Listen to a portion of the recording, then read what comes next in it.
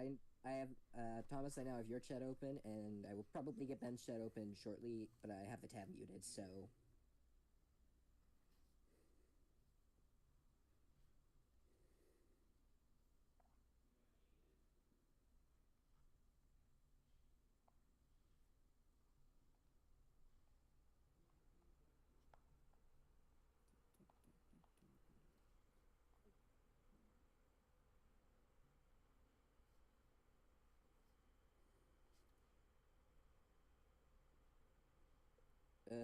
Thomas, it says General Tar Hell on your stream. You know, that's almost the same, right? I bring the pain. Whoops. I'll change it real quick.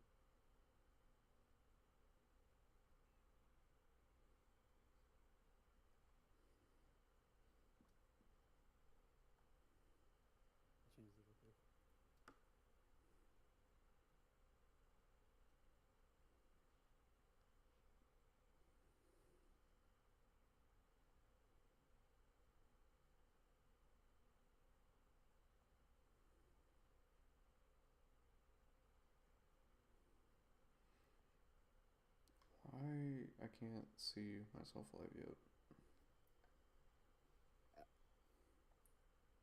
Give me like 2 seconds. I see actually, it. Lantern, can you check them? I see it. You're live, Ben. Okay. Don't know why. Are we muted or can they hear us? Do you know that? They can hear us. I'll mute y'all though until.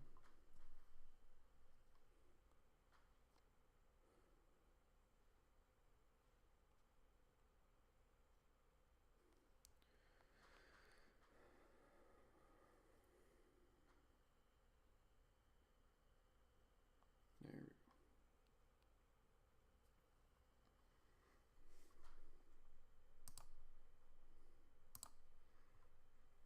Hi Pyro, hi Comet. Thank you everyone for joining so far. I'm still very slow at this, so thank you for your patience. I'll tweet this out as well.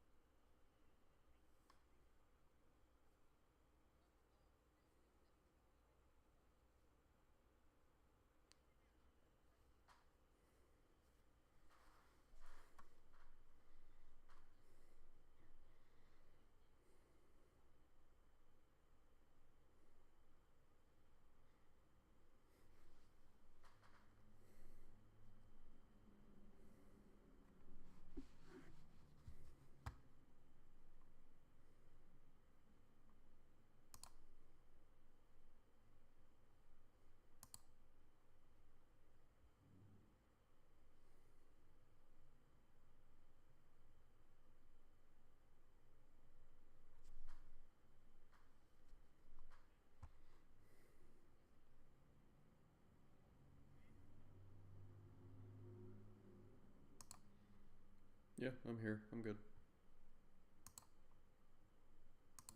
And all this. All right. So as the one that's probably like technically kind of in charge, I guess I should probably say first. So everyone, welcome. This is going to be a WPF Delta team ranking stream. If you don't know what WPF Delta is, it is a Wi-Fi division of a league known as the World Pokemon Federation. WPF has existed for now 17 seasons as a showdown division and drifted into Wi-Fi a couple of seasons ago. My name is Gentleman Thomas, and I am one of the mods in charge of WPF Delta. And I typically do these streams like ranking, weekly watch-alongs, and whatnot. And I also always typically have guests with me. I don't speak very well, as you can hear. And this time around, I am joined by General Tarhill. Hi, how's everyone? Yeah, and I'm joined by LanternComic Nerd. Hello, howdy. Wait, hang on. Will says audio seems to be dead. It should be. Wait. Oh wait,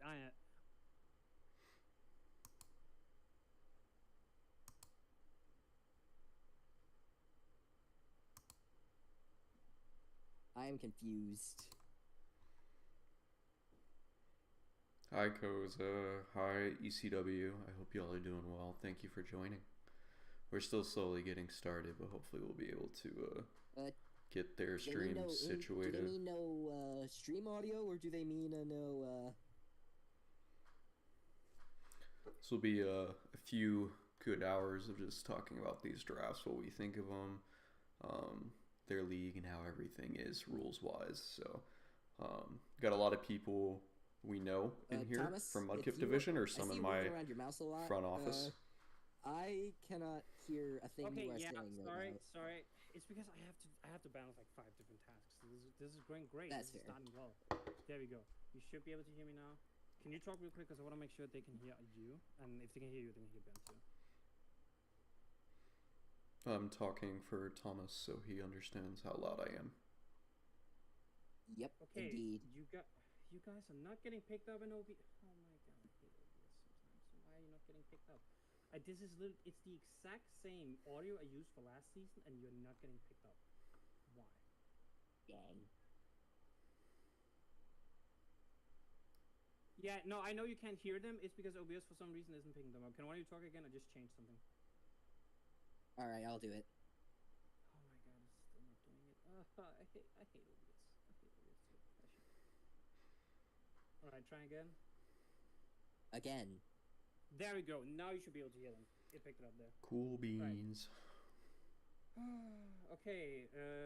I guess we do it third take. Again, I am Gentleman Thomas. I am one of the mods of WPF Delta, which is a Wi-Fi division of a showdown league known as World Pokemon Federation. That is what WPF stands for. I'm joined today by General Tarhill and LanternComic Nerd, but I already went over this. I think Ben's like the third time, so I'm very sorry for you guys. Also, if you just heard that correctly, yes, Ben is also streaming, so definitely go check him out as well. If you want. What do you mean? Still can't hear us well? Okay, I'm gonna deafen for a second while they fix that. Old Man MRK. Yeah, no, this is not for Playmore. Completely unrelated from myself and Playmore. Gentleman Thomas is just a buddy that reached out, and Lantern's part of my front office as well. They just wanted to have an extra guest for ranking these teams for their league. And I said I'd be more than happy to, because I needed to stream anyways. So I'm glad y'all are here, and I hope you guys enjoy the discussion that's hopefully going to take place soon. And then no, that's not Patters.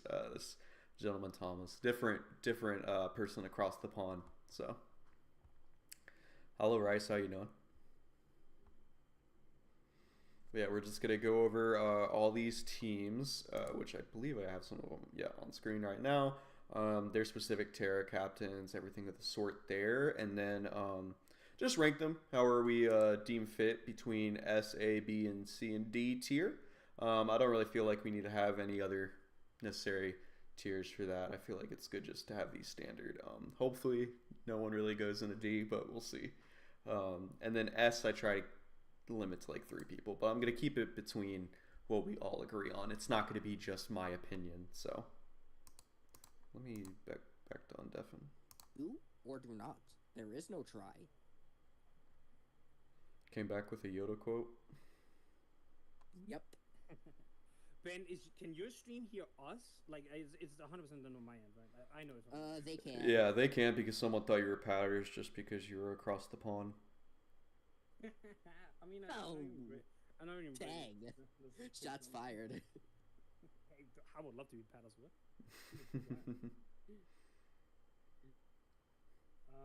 I don't. Hi, Raisin. How are you doing? Because OBS is picking you guys up, so I don't know why the stream can't hear. Thomas, could I see what's going on in your OBS real quick? I might have some solutions. Okay, how do I do? Benaru, this is a new draft for these people. I'm not playing it, and Playmore's not playing in it. I'm just helping out with some extra content. That's all. If I do anything during the off season for Playmore, though, I probably will upload it on my channel. It won't obviously be as in depth and like well made as Playmore, but it will still give you guys draft league content if you want it. So it's definitely going to be more informative if I do it. So wait, click on and then I think you go to properties. You know, this is what I've been messing with right now. Like this is the one that like picks you up, because if I do to anything else, it doesn't pick you up, which is the issue. Like, I don't know why it doesn't want to work. Your desktop audio doesn't work? No, it does. No, I'm saying if you add a channel over there under the audio mixer, there should be an option that's just desktop audio, and if we're coming through that for you, then you should be able just to use that, because that's what I'm using for y'all. I mean, that's what that is. Okay. Audio, it's output, right? I think. Existing desktop.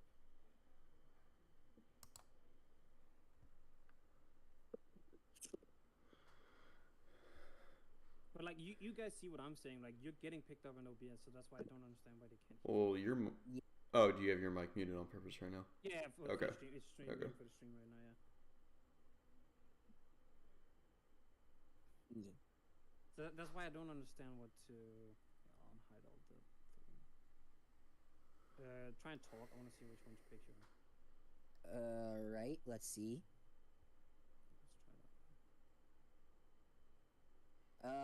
Hello. Does this pick us up now? Oh, looks like it's loud. If it picks us up anyway. Okay, sorry, trying to help them with technical difficulties. What's a great way to get into competitive and draft leagues? Best way is just to find Discords and join them, because you will have a lot of different groups, such as WPF here, which have many different divisions, many different skill levels, and they'll find a home for you. It's very rare that Draft League isn't welcoming enough, and it's like they're not going to make the extra time and space unless they can only have a certain amount of people and they have to have a cutoff line. Other than that, most places are going to make enough room for people to actually be able to play. One thing I hope for down the line is that we have a Playmore server, and then some fellows in my front office or maybe some other mods or something of the sort will be able to help run leagues for you guys. I hope so for that. We'll see how that goes. But yeah, best way is just to find it throughout different Discords, through people's videos. Typically, they'll link stuff in description. People like GentlemanThomas, for example, is a very big part of the Pokemon community. You'll be able to find closer links for leagues like that you can actually join compared to like SPL, which is invitational. So, how many total points do you have when you start drafting? It definitely ranges per league. For this one, their total amount of points was, let's see.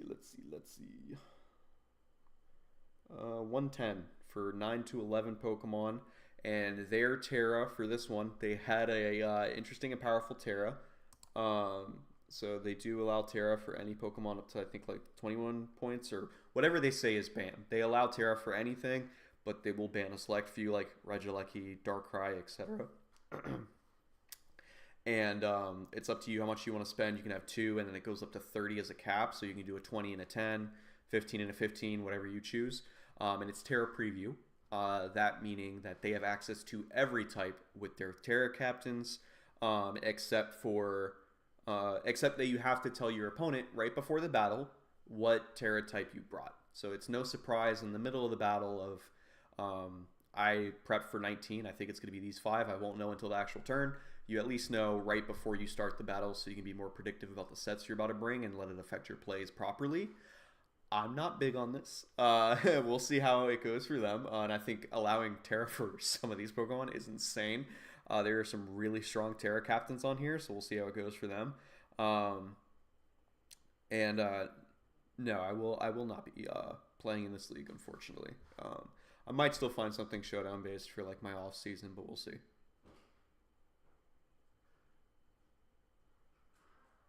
Yeah, Terra anything is very strong, so I told them it's more than likely going to be like their top kill leaders easy, but we'll see. It looks like they're still trying to work with the audio, so I'll indefinite whenever it seems like they're good. Hopefully you can get it sorted soon.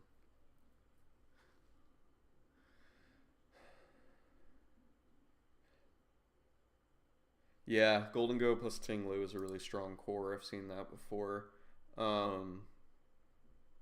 Also just having with Ogre Pong and Dragalge, like they just have strong hazards in general. The team's kind of interesting though, pretty slow as well. Well, apart from Iron Boulder, I guess, but yeah, we'll go through all these. I have the logos here in order of how they are drafted from left to right, and then we'll just rank them accordingly. You know, I will be doing the rankings alongside the other 2 in call. So it's once again not going to be just my opinions. It's going to be along with them as well. So I know sometimes I can be a little bit more one-sided in my thoughts, but we'll see what they have to say as well. I am very much muted, sorry. There we go. It's now much muted, sorry.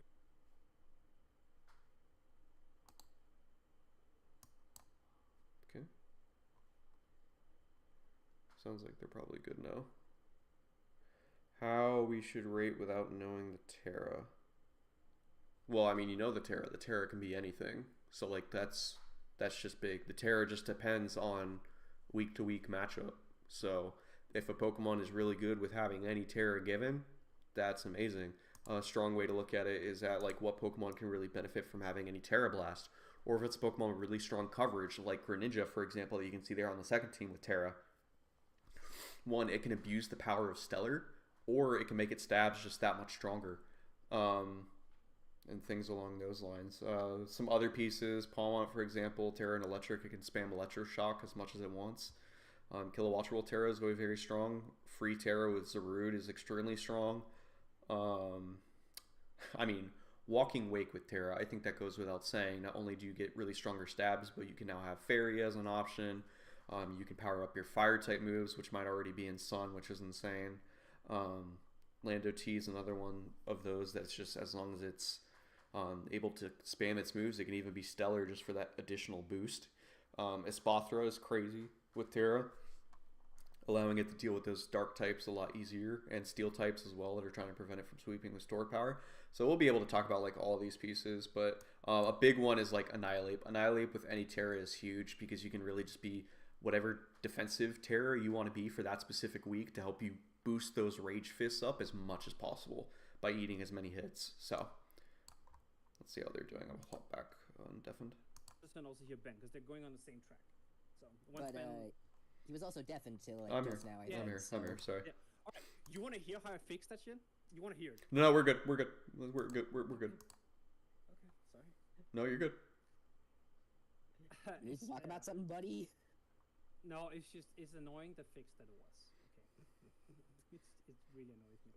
But yeah. All right. So let's get some team rankings. Let's just get it over with so we can.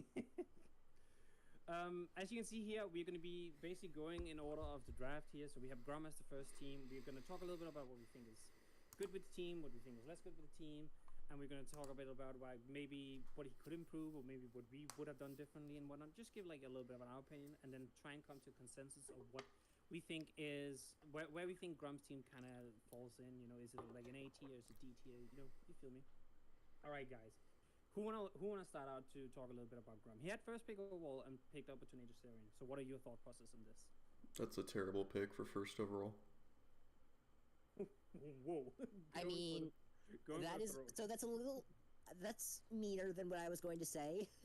I was just gonna say maybe you should have tarred it. If Terra was an option and he didn't tear it, I'm gonna fight Grum. It is 100% an option, and he did not go for it. Yep. Can I add him to the Discord call and make fun of him? Don't you already make fun of him enough for Earthworm stuff? Yes, I do. Yeah. Grom got first pick overall, picked up Tornado Sarian, and he had every availability to tear it, and decided down the line that he didn't want to do it, and he would rather tear out the Volcanion. I don't know that I agree with that decision, but I do think that I think the team is fairly well-rounded. I will say a lot of type overlap, especially, and like bro's got 2 fairies, 2 normals, 2 grounds, 2 waters. Bro's got 2 of almost every type. Yeah, I also think, to me, I don't know if it's just me, I think Venusaur as a standard grass is a weird choice in a sense. Like, if you're building like Sun, I think Venusaur is good. Outside of that, I don't know if I would ever pick it up as my like grass type, because it doesn't check ground types, which is often what you want your grass type to do, and it doesn't really like provide a whole lot. And like, it's not like super strong offensively, like if you picked up like a more offensive grass type. So it just becomes this weird middle pick, in my opinion. I don't know what you guys think about that. Yeah, no, I mean, I fully agree. It's definitely like just about always only seen on Sun teams, and I mean that's for a reason, because you really don't get a benefit out of it otherwise, because it's not extraordinarily fat, especially with power creep nowadays, so you'll only be able to get so much out of it. I mean, he did need a grounded poison, so that's probably just the best thing he could have done for also wanting a grass. But I mean, when you have Water Absorb Volcanion and you have a Slowking, it's like I wouldn't really worry about being too like weak to water type Pokemon necessarily. And if you're having a grass that's neutral to ground, there's really no other reason that you need to grab a grass defensively. Like, I don't think it's that big of an issue. I think, if anything, for this team, I am kind of worried about the speed. Yes, they have Torn. Yes, they have Palmont. Yes, they have Mousehold. But to be, like, quite honest, I mean, like, the 85% of your team members that you're going to be bringing more often, they're all under base 100 speed.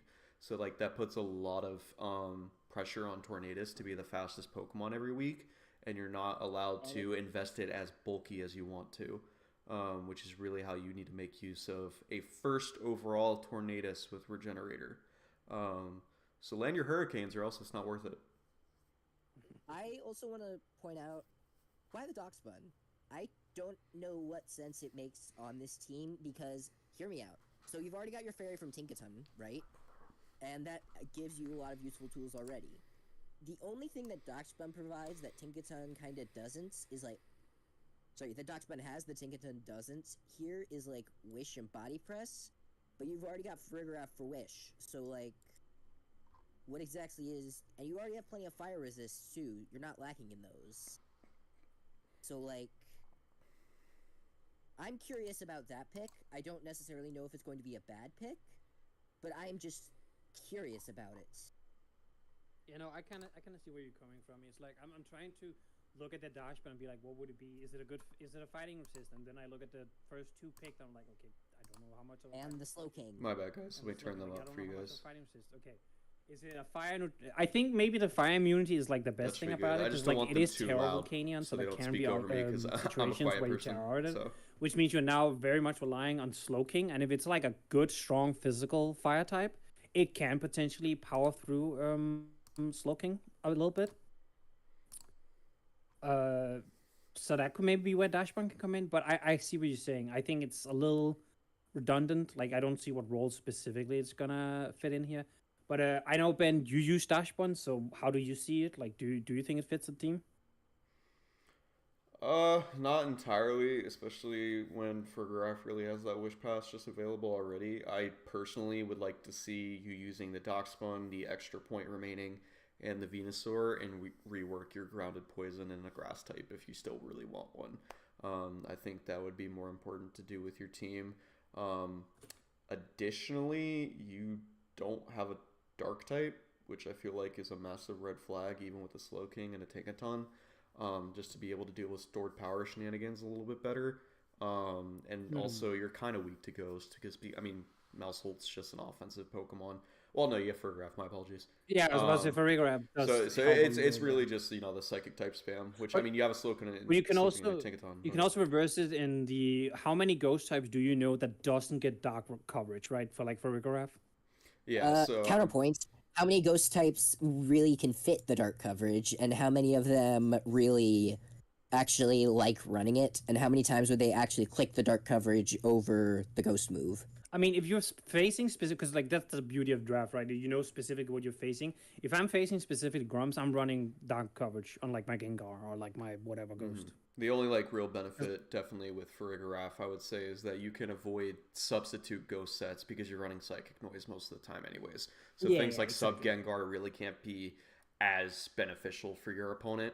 I still think a Calm Mind Spectrier beats Farigiraf probably 1v1. All Mind Spectrier beats, like, I think most of its so-called checks. Yeah, but either way, not That is having not a a healthy dark Pokemon. is still crazy to me. I think you should always have a dark type Pokemon, even though it is free Terra. That it's not like you get a big benefit from Palmont or Volcanion being a dark type. Like, that's not a real thing. Really. Palmont, you typically just want to spam electric type Terra if you are going to use it. Maybe Ice if you wanted it for the extra offense potential, or I've Ground. seen Fairy and Fighting a couple times, but like generally speaking, you'd rather electric. Just to spam Electric Shock. And Volcanion is like almost like he's like Fairy, maybe Grass for like the ground assist every time now and then. Yeah. Like, I mean, or just Terra Water Nuke. Yeah, is pivoting is really strong overall. Also, having Slowking and not having a strong Ice type to benefit from Chilly Reception is kind of crazy to me. So you honestly could have just switched out Doxmon for a Alolan Sandslash and have that be your Terra over Palmont. I think that's better, honestly. Palmont's still good without Terra, especially since you have the Revival Blessing available. So I would just consider that a bit more. Maybe even drop the Venus. Yeah, so that is an interesting thing. I think he somehow, in a sense, had made a team where Revival Blessing will actually be kind of good, because I've seen Revival Blessing before, and literally it very rarely does like super well because you're already behind if you have to click Revival Blessing, right? So getting and then Palmont is frail, like, right? So that way, most of the time when you click it, you're probably going down too, unless you got like Focus Sash or something. Yeah, but what I think Grum's team does well is he has double regenerators, so it's like he can Revival Blessing a Mon. If he can then get it in and switch it out again, he gains like more HP and basically bring these Mon completely back to life, which I do think is a good way to use Revival Blessing. Yeah, regen with Revival Blessing is something I haven't faced. Yeah, that's a good point. Yeah. Now, where would we place this? Like, I'm just gonna go on the limb and say I don't think it's an S tier. I think it's probably not A tier either. Like, I think there's, to me, for my own personal liking, there's a bit too many holes that I would have it that high. But what do you guys think? I mean, I would throw it right in B tier. I think B is the highest I could put it. I have a strong bias against Torn. I know it can be hard to kill, but I just think it can never be your strongest Pokemon on your team. I would rate it around B as well, probably. Like, I don't think it's a bad team overall, but it is certainly but it's definitely not the kind of thing I would draft. Yeah, I agree. Yeah. I can see justifications for like potentially A tier for people that are more passionate about some of these Pokemon, but I think in a league with how strong Terra is going to be in this, his Terras also are just not enough to like even justify that A tier, because the Terras will play just a big pact. When you look at the Pokemon alone, you can make those justifications for A, but the fact that his Terras are probably going to be weaker than everyone else's Terra combinations, I just don't think it's it. So yeah, all right, I think we agree on a B. So we move on to the next team, which is gonna be Sack Parrot's team with the Great Tusk, Terra Greninja, which it's interesting, right? Because Terra Greninja doesn't work very well with Protean, but it works pretty well with Battle Bond, and I think that's generally gonna be the idea behind it, I would assume. And then, when you have Greninja this gen, you're more likely to be running Battle Bond than Protean most of the time anyway. Like, that is just kind of how it's gone so far from what I've noticed this gen. But even so, it's not that bad even with Protean, because like you still got some very strong moves. Like Greninja's most likely going to be offensively tearing anyway. And I actually don't know how that affects Protean, not gonna lie, but That's what I was gonna like hinting at is Protean basically doesn't work with Terra is the issue. Yep. yeah, Once you have Terra into a type, you do no longer change. I believe that's how it is. Yeah. yeah. So that's why it works with Battlebond very well, but it doesn't work Truthfully, with with this Protean. team, I think I actually would have preferred to see the Terra on the Infernape rather than Greninja. I think it's still really strong for the Battle Bond potential because it just makes the sweep, especially with like Stellar as an option, that much stronger. Plus Terra Battle Bond Water with Water Shuriken loaded dice, like that's definitely a menace. But I just like the idea of Terra with Infernape, especially with any type. You can make really strong advantage out of its setup sets and its choice scarf sets as well. So really letting it to like actually be useful in this generation with power creep, because otherwise I think Infernape has just fell off really hard, even though they have given it some buffs with its moveset. I also think we talked about this very briefly before we jumped on the stream. It is kind of insane how there are 4 electric types in this team, but only one of them is weak to ground. Yeah. That is honestly probably one of the only things I don't really like about this team is so many gosh darn electric types. It's like it's one of those where I'm like, how do you fit 4 electric types on here? But I'm also like, maybe there's some other types that are missing. Maybe there's a little bit like defensive synergy I'm a little uncertain about. I do think something like a Terra Hydrable can fix a bit of this because like it's a nice bulky mon, it gets regenerator. By changing its typing, you basically make it fit whatever defensive role you need in any given matchup, right? Mm-hmm. So I do kind of like that. I do think, with that said, I think this team is going to struggle as a whole with ground types if that Hydrable Terras. Because as much as Vikavolt and Zapdos are maybe off the ground, most ground types, the same as we just talked about Ghost type, most ground types can run rock coverage to some extent. And right? speaking of Ghosts, his Ghost Resist is Greninja, and that is not gonna carry you against most Ghost types. Because, like, it's just so frail and it's not gonna be switching in too many times. Even as weak as, like, Shadow Ball is compared to, like, several other stabs, it's still very spammable, and it's still more than strong enough to two-shot Greninja, even though it's resist. Yeah, I will say it's like only benefit in that aspect is that you do have the option in Assault Vest like Terra Normal Hydrapple. I think that's completely viable against a Pokemon like Spectre or Gengar that you might be worried about. But at the same time, it's not something you want to do more than once. So I would definitely want to switch out one of my many electrics for something that can help out a little bit more there, whether it's a defensive dark or a fairly viable normal type. I think that'd be pretty important. One of the main things that they definitely have going with them is that they have great hazards between Stealth Rocks on Great Tusk and Metagross, and then specifically, of course, webs on Vikavolt. You have rocks on Infernape too, but I mean, you're not realistically going to run that in most scenarios. So I think that's really strong there. You do have spikes for Greninja too. If you want to run the like off week spikes, because like that is like I said, we see every now and then, right? Yeah. So the team is also a little weak to water after Hydrapple Terras as well. Because I can how see, often is Lantern going to be coming to games? I was about to agree to that. Like, don't ask about. And also, don't call it my namesake. The name is spelled with an E, not a U. Yeah, I think just between the strong like weakness to ground and offensive water, Hydrapple is they're gonna like question it being Terra, and most of the times to where it might be easier for them to bring Gren, but then it, like you said, contradicts with Protean because you really benefit from Hydrapple's traditional typing to patch some of your weaknesses, because if you're facing a Smackdown Lando T, Gravity Sandy Shocks, your team is getting turned inside out if that Hydrapple changes its type. So you really want to keep that ground resist, and then if you're facing the offensive waters, yeah, you might want to make sure you're not weak to ice, but at the same time, it could be pretty rough. I guess you just Terra into water, but Terra into water or Terra into grass. Yeah, it could also turn into grass to only be 2 times weak to ice, because at that point you can probably live most ice hits in the game, like maybe not specs like Curum or something like that. But like most like those. Yeah, exactly. Like that's what I'm saying. Like you can live most coverage ice moves, right? And so to an extent, I can see like Grass Terra being probably what Hydra would want to go for a bit with on this team. Overall, I think I don't know because like it's weird. I think the strengths of this team speaks very well for it, but I think there's a bit more of like clear weaknesses to me. So I don't know where I would put. I probably would have this lower than Grumps. I think to an extent. I think I'd have it like basically around the exact same spot, to be completely honest. Because another thing I don't think we touched on is personally, I think the team is also kind of weak, just in the aspect of Tusk traditionally likes to be way more supportive, and I can see that happening too often with this specific team build, to where you like the win cons of Greninja, Metagross, or Infernape more than a win con of Tusk. So you kind of have it as more as a rapid spin defensive support set. So like as I long mean, as they're Tusk not can also. forcing that for Tusk, like and they're able to use more like booster attack, choice band sets, etc., then they can get more out of it.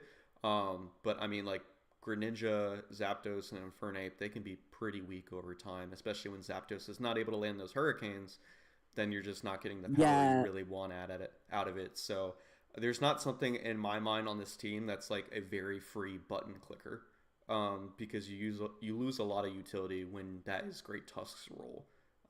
So it's not something you or want to even always like force on Metagross. it. Yeah, Metagross as well, especially just because it really benefits more from being like fully choice band to really have that stronger bullet punch priority. So, but that's the other thing. They have really strong priority on this team. I don't think that's been mentioned. So, Yeah. So I think doing it here, whether one is in front of the other or not, I don't think it's the most. It's more they're kind of on a similar plane where like there's some good positives, but definitely also some pretty clear negatives, which means we can't really rank them too high. Can we? I think we pretty much can agree on that, right? yeah, it's around like the same basis as Grums. Personally, I would put it just above Grums, but at the same time, I'm not gonna care if it's just beneath it either. I I mean, will like a say I little bit just above. like the Terras a little bit more on this one compared to Grums. Yeah. Moving on to Doggy, who got Dragapult the third pick. I know a lot of people are massive fans of Dragapult. I'm personally not the biggest fan, but that's more of a my own I personal have it right now in a play different league. style It's and actually whatnot. it's putting in work. No, no, it's a good mon. Like I've never said the Dragapult is a bad mon ever. It's more so I don't play very well with it for my own personal play style. I need something that has a bit more oomph, where I know Dragapult thrives in the versatility support role. But it's still third pick is pretty like standard. Like it goes at the top, right? Yeah, Mm, always within the top I three. like this team. Yeah. Now pairing it with an Urshifu Rabbit Strike that can Terra though, how? Whew, that's power. I I mean, there's a Dragapult when you pair with it, you usually want a strong fighting type to go with it, and you got basically the strongest fighting type available that's not Great Tusk. I think is what I would say. I think with Terra you can definitely make the argument that this is like purely just offensively it's stronger. I think like Great Tusk may be the better all around mon here, but I definitely But think Urshifu yeah, like yeah, that's what I mean. Like the best option available. Well, besides maybe Sneasler, but Sneasler already got taken. So One thing I'd honestly like to see changed with this team is, although I will say, I mean, it'd be way too strong. It makes me a little sad that I couldn't see Thunder T also have the Terra, just because that's crazy with the rain. I would change Terra from Azelf to Crocodile, actually, because I don't think you really need to have the extra uh, offensive Terra potential. um, Um, I I'm don't gonna know take a that that's quick legal. yeah, I'm gonna take a quick look. So Crocodile Oh, it might is. It oh it is. is. He Okay. would be 12. He would be 12. So it I would would be say they're legal. both Yeah, you're 12 right. points. I was like, is Crook like Terra Oh no, banned? I was confused. no. So Mm, the price can go up if it terras. So like Oh, it has a Raging Terra Bolt just tax. yeah, it's a terror tax. Yeah. Oh, okay. So like Raging yeah. Bolt, for instance, if we So take I that real wasn't quick. sure if Crook had a Terratax or not. That made Oh it no, it more is just expensive 12. if you made it a Then Terra yeah, I Captain. think it should be Crook, and I don't know if you guys agree now that you looked over it and approved, but I think it should be Crook because having that additional like bulky support with the defensive Terra option, I think is better because your offense goes without question. You have Dragapult, a Terra Urshifu Rapid Strike, a Scizor, a Thunder T, and a Zelf really doesn't need the Terra. Like it's already really strong, and your Yeah. a Terra Azelf is good in theory, but it is so frail that any other like choice scarfer or priority can really deal with it pretty easily. To where they're already going to have a choice scarfer against your team because of Dragapult. To where I think Well, you'd benefit better into having a defensive intimidate Terra option with Crocodile, because you're also pretty ground weak. I feel like that's always the case with teams with only like the lowest amount of Pokemon, but like Stone Edge and Earthquake just kind of runs through this team. Yeah. I will say this: the one thing I am hoping we can see at least once throughout the season, whether it's for fun or not, is Terra Normal Explosion on that asshole. That would be kind of funny. Oh, absolutely. With normal jump. But no, I with normal jump. No, no, no, exactly, no, like, no, go no, no, around. no. Choice band or nothing. It's the same. It's the same power. No, a Choice gem band's is funnier. Gem is 1.5, but yeah, I fully get what you're saying. Like if you go Crook, you get a more like utility defensive mon that can also be offensive. Like you can be Choice Scarf Moxie, but like Terra sounds incredibly strong as well. Yep. I personally, I know it's sniped a couple of coaches. I like the Grafire pick. I think Grafire for like a low tier mon with like Prankster, access to different moves like Encore, and even access to like pivoting and parting shot, is a really cool mon. You can also do like unburden shenanigans stuff. So I think for like a cheap option, that is definitely something that like kind of fits a good team because it's like it makes your opponent have to worry about it just a tad bit. Like am I about to get encored with Prankster and stuff like that? Prankster Encore is the most annoying moves in the game. Yeah, Like right. just fast Encore in general. That's why I love Screamtail so much. That's why I never do top heavy drafts like this. But like, I will say, Prankster Encore is a little weaker than just regular fast Encore, just because you can go up against like a dark type and it won't work. That's why you have your Earth Clefable. But you also don't need to run Prankster on Grafai. You can run Poison Touch, just make it a U-turn pivot. You could run or Unburden, like Thomas said. Like Grafai has 3 really good abilities, I'd say. I do like having the Prankster Encore so you can put pressure off of an unaware Clefable, though. I think that's pretty big. Because there's definitely going to be situations where I think Duck Ear is going to face more defensive teams. And having a Magic Defensive teams in Paldea decks go a longer way if people draft properly. But yeah, I think this team, even though it has a few mons, I think they're just like the collectivity of the team and like how it functions as a whole to me is higher than the other 2 teams. I don't know if I quite want to put it in S because I think S should be reserved for like the absolute top tier, like the top 2 or 3 teams, which I'm not I couldn't say for certain right now until we looked at the other teams if this is not. But definitely to me, this is definitely an A tier. I think. Yeah, I agree, and I'm always on the mindset of this tier should never be more than 3 teams. So. Yeah. I would also like to throw out one more suggestion. I love Politoed. I think Politoed does some decent work on this team. But throw out suggestion, I think Brambleghast would also work fairly well for you here. If you wanted to pick that up. Just saying. That is true. It is available now because originally Brambleghast actually was picked up, but someone made a Grace transaction to drop it. Not naming any names. Gross. Wait, you're saying Ducky had it and then dropped it for Politoed? No. Rose had the Brambleghast. Okay. But dropped it. But yeah. I think Dougie again. I think he's A tier. I think it's just a better team. Moving on to Skippy, who picked up Terra Raging Bolt, which Terra Raging Bolt is an absolute menace. I will immediately say I think it's really weird that he opted to then go Terra Cramorant when he had 9 points to pick a Terra captain outside of like the Raging Bolt. That's base. I mean, okay, I guess. No Hawktuas in chat, people. You didn't even need to say it. Dang it. Yeah, Terra Raging Bolt, that's no surprise to me. This one went within top 5. I mean, if I was in the top 5, I might have picked this first overall over a non-Terra Torn T Grum. But yeah, no, I mean, Raging Bolt, just being able to change his typing is huge. I mean, Terra Fairy, Terra Water, just defensively is an absolute menace. And just Terra Electric for any, like, ground types that just don't want to deal with its natural dragon stab is just like so terrifying. I love Raging Bolt is an amazing Pokemon. Like, but now I will say I'm bad at using Raging Bolts, but like I respect it. You can there's some Pokemon that even if you can't use well, you still gotta make sure you can respect them. like whatever, like no matter your team, you almost always need to respect Raging Bolts. That mon is so scary to go up against. Like it just between everything that you said, Ben, but also it can just both go defensive terrors as well with like calm mindsets. I've seen some sets also drop Thunderclap before, but I will say I don't fully understand that. But the fact is, it definitely doesn't need Thunderclap. Yeah, no, I think I think Thunderclap is like it's really weird because like it's an extremely strong move. It's like Sucker Punch, but like just special electro guy. But also Raging Bull just doesn't. He just want to run other moves. Like Thunderclap is really.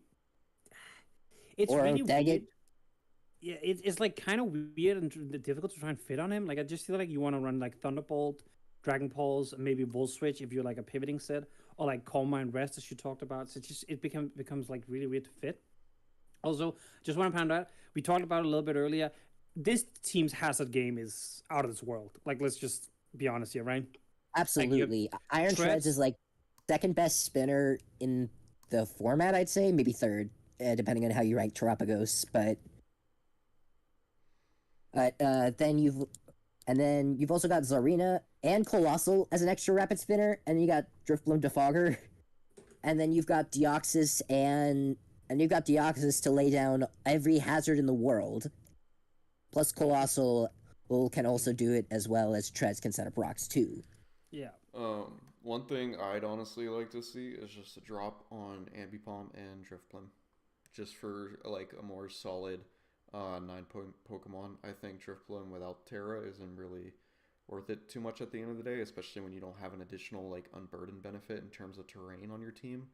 I don't get it, and if it's only Ambipom for its speed tier, I still think you can do better somewhere. Like just initially, the first thing I see is just like you can get just Snorlax for a solid normal type at 9 points, and I feel like that's huge already for a team. So I think it can just be switched out because also I would like to see just another strong physical attacker to pair with Weavile. Iron Treads typically isn't always run offensively invested, at least from my history of facing it and using it.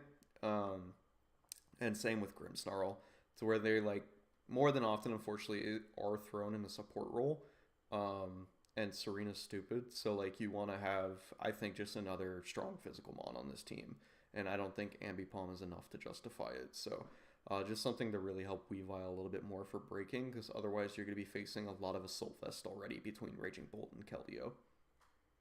Yeah, that was actually one thing I started like noticing as we were going down the team. Is like this team is super reliant on like bolt breaking and like kind of Keldeo, I because would Weavile is like Weavile is weird, right? Because he could be a breaker, but you also kind of want to use him as a sweeper sometimes. I think I'd this actually team lacks a little bit of overall power in a sense. It's really good support between like all the hazards and whatnot, and Grimmsnarl sitting up screens and whatnot. But I struggle to see how this team would break down like a super bulky team, maybe. my main issue with it aside is that his ground resist is that Skippy's ground resists are just subpar. Skippy, what the ground resists are kind of subpar because it's Zorina, Driftbloom, and Cramorant, and that's it.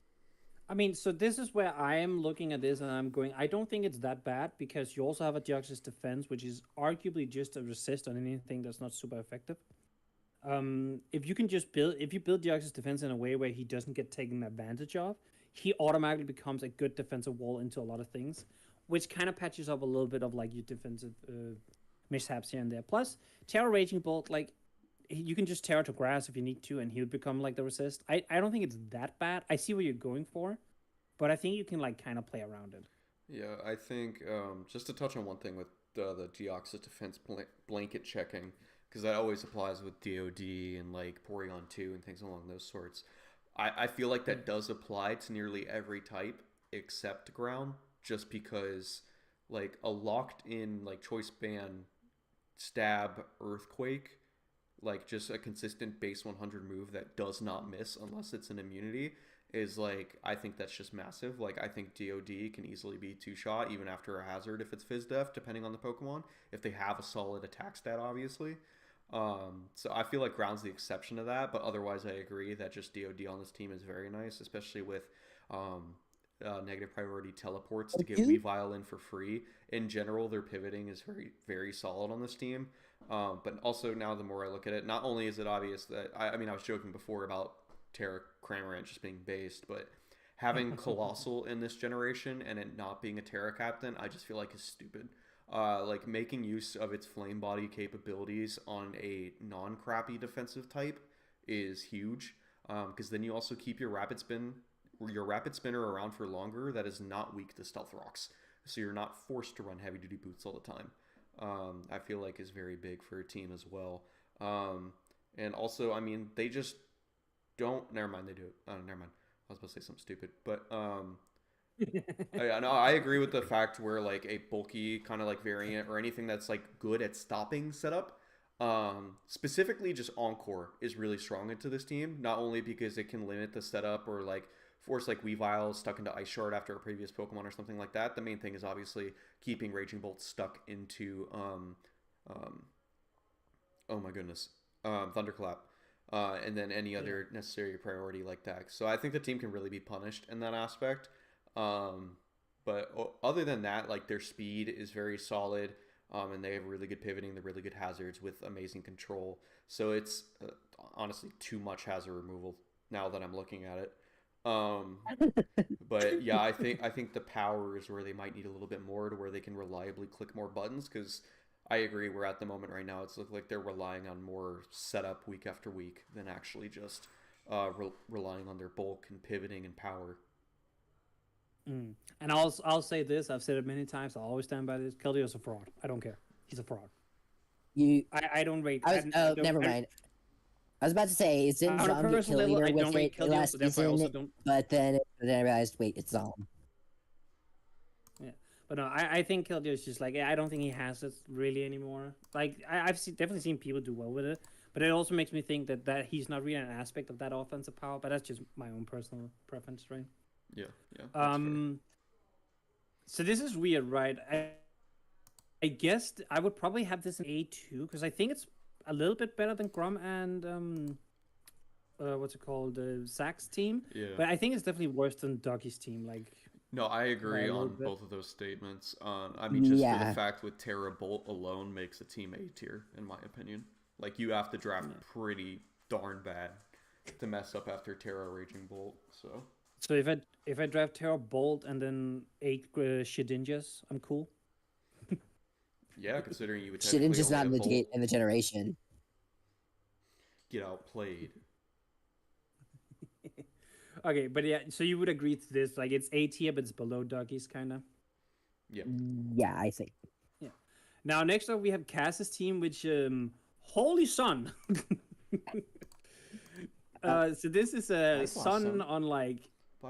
This is the most sun team I've ever seen. So pretty, girl. So we have Terra Walking Wake, which of course is a menace, and then we have Roaring Moon, which low-key I want Cass to do well with Roaring Moon because I love Roaring Moon. I think it's one of my favorite Pokemon designs we've probably ever had. I'm really interested to see what Terra Slithering can do. I'm a little afraid it won't come that often, just because like why wouldn't you Terra the Wake? Slitherwing does not need Terra. Nor does it need Sun, for that matter. I am the biggest Slitherwing believer. I will not stand for Slither slander. I never slandered it. I love Slitherwing. That's why I'm saying, like, I want to see it with Terra. I drafted it once. I drafted it. The only time I've drafted it so far, it came to, like, every single game. So, like, don't underestimate the power of a strong U-turn or close combats. Because, like, those are two of the most spammable moves in the game, I'd say. And Slitherwing has them both that are on speed dial with a really high attack stats. Also, speaking from experience for a lot of these mons, I mean, 6 out of 10 of them have been on a Playmore team at one point. Just for at least how recent it's been for me. I've used the other Pokemon anyways on different teams, like Corviknight, Rillaboom, Ninetales. I've literally used every Pokemon on here except for Walking Wake. Just Roaring Moon and Slitherwing together in Sun is just monstrous to begin with. I'm assuming Terra was banned on Roaring Moon. Absolutely. Yeah. Okay. That's like Just one of the making sure. most. I think that's one of like the most universally banned captains is Roaring Moon. Yeah, no, it should be. But I just wanted to clarify. But Roaring Moon and Slitherwing just together with Sun, especially when you have a Heat Rock up and everything, is massive for the amount of damage they're allowed to do, because they can easily pivot in against each other's like neutral resists. Like the only real exception being is like if you have Roaring Moon out and you click U-turn and a fairy comes out, you might not go on the Slitherwing. But at the same time, you now have a Terra Fire Sun boosted Flare Blitz that you can click against a fairy type that you can now resist if you really wanted to. And you don't even have to be choice banned at that point if you become Terra Fire with Flare Blitz. You can be heavy duty boots, so you can do it over and over and over again. So like that in my mind has me drooling a little bit from using them on the same team. And I love Sandy Shocks. I think using it on Sun is very beneficial. And I think it's huge just to have the capability of like, okay, I wasn't really that big on Terra Slitherwing. Putting Terra on Sandy Shocks is huge. From just using it, Terra Sandy Shocks is absolutely amazing, especially when you can already have the Sun to support it, because there are a lot of situations where you want the speed boost, but you don't want to be booster energy because, you know, just the extra damage you could get from an item is a big deal. Or, you know, just a special attack boost, whatever it might be. And at the same time, it's like just having the option with flip turn walking wake as well. It's just like it's just stacking on with the momentum that this team has with abusing its weather is huge, and it could still be good outside of weather. It just benefits so heavily from Sun coming every single week. So I also think an interesting aspect this team has is Rillaboom, just providing that passive recovery for some of these mons that might come in. They take a little bit of a hazard chip, but then the grassy terrain could potentially heal them up. You can nerf Earthquakes for like Sandy Shocks and like Ninetales and whatnot. And because you've drafted a Sandy Shocks, you don't have to worry about the Earthquake. I think the only one on here that really worries is like Moon sometimes runs Earthquake for certain stuff. Yeah. And I guess like Rampardos, if it comes, would maybe Slitherwing occasionally, but most of the time it's just spamming you stabs. Yeah, most of the time it's just maybe and like Flare Blitz and your choice of either Flare Blitz or Wild Charge on occasion. Yeah. I also really like the nuzzle control with Hatterene with this team. Yeah. The only thing I don't really love about this team is the Corviknights. I am a big hater of Corviknight this gen, and that's the only thing I don't really love. But like, I don't like their hazards. It's still because it's really just Sandy Shocks. Yeah, because like Rampardos, how often are you realistically ever bringing that and with hazards too? Yeah, it's like I don't know what switch they could make to have like hazards on something else, which is really rough. And it's just like, yeah, you can try and catch your opponent being greedy with Hatterene Magic Bounce, but it's just like you're only gonna fool so many people with that at the end of the day. And I think more people are starting to realize that you can just have skill swap plus stealth rocks and you beat any Magic Bounce user. So like I just don't like, from someone speaking from experience with Sandy Shocks being my lead literally 50% of the time last season, it's really good offensively, and even though you have massive offensive threats, you really don't want to have it lose like 3/4 of its health just right off the rip because you needed to get up a spike or stealth rocks. Now, Frosty, to answer your question is, what does Kaz's team do without Sun? I'd argue it does plenty. Like, honestly, I'd say the only mons that like really require Sun to function, like, I don't even think... In terms of setting up Sun without Ninetales, just to answer your question, Mord, sorry if you're already backed out, but I hope you're still here. It definitely relies on Ninetales, because you don't want to lose a turn just with clicking Sunny Day.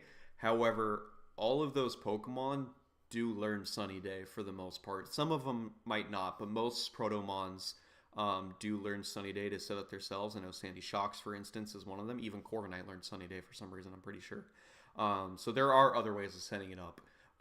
But you want to have the benefit of having Ninetales be an automatic switch in, so you do not have to waste a turn and lose momentum by automatically clicking Sunny Day. So more than often, if they're going to use Sun, they're going to use Ninetales to do it. But there's still ways for them to get around it. So we'll pick it up, but yeah. I do agree a little with you, Lantern, that I'm not the biggest fan of Corviknight this generation. It's kind of like a little bit too passive. Like, it's a decent pivot. It comes in and takes the hit, and then you U-turn out.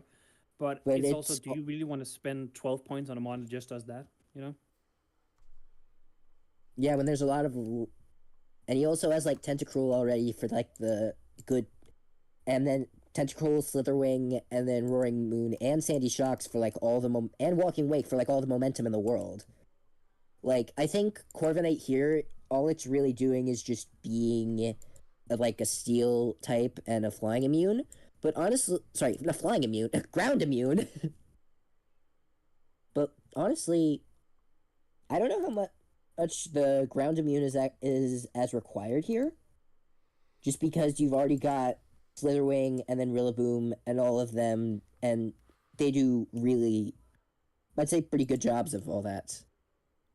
I think it's fine having as many ways to deal with ground types as you want, because I think you're more than likely also going to deal with a decent amount of just traditional non-ground types with free Terra, just for stronger earthquakes, like gaining a stab, or like just the defensive benefits of ground for certain weaknesses and things along those lines. So I think that's fine to counter, but if anything, I will say I don't like their steel type being neutral to ice, because if it's like physical ice type moves, they struggle against that at the moment, to be completely honest.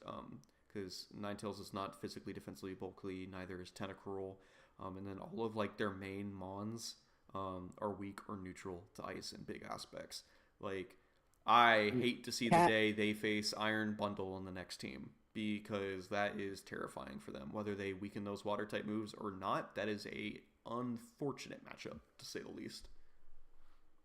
The bundle. A Sun team being a Sun team being what was it?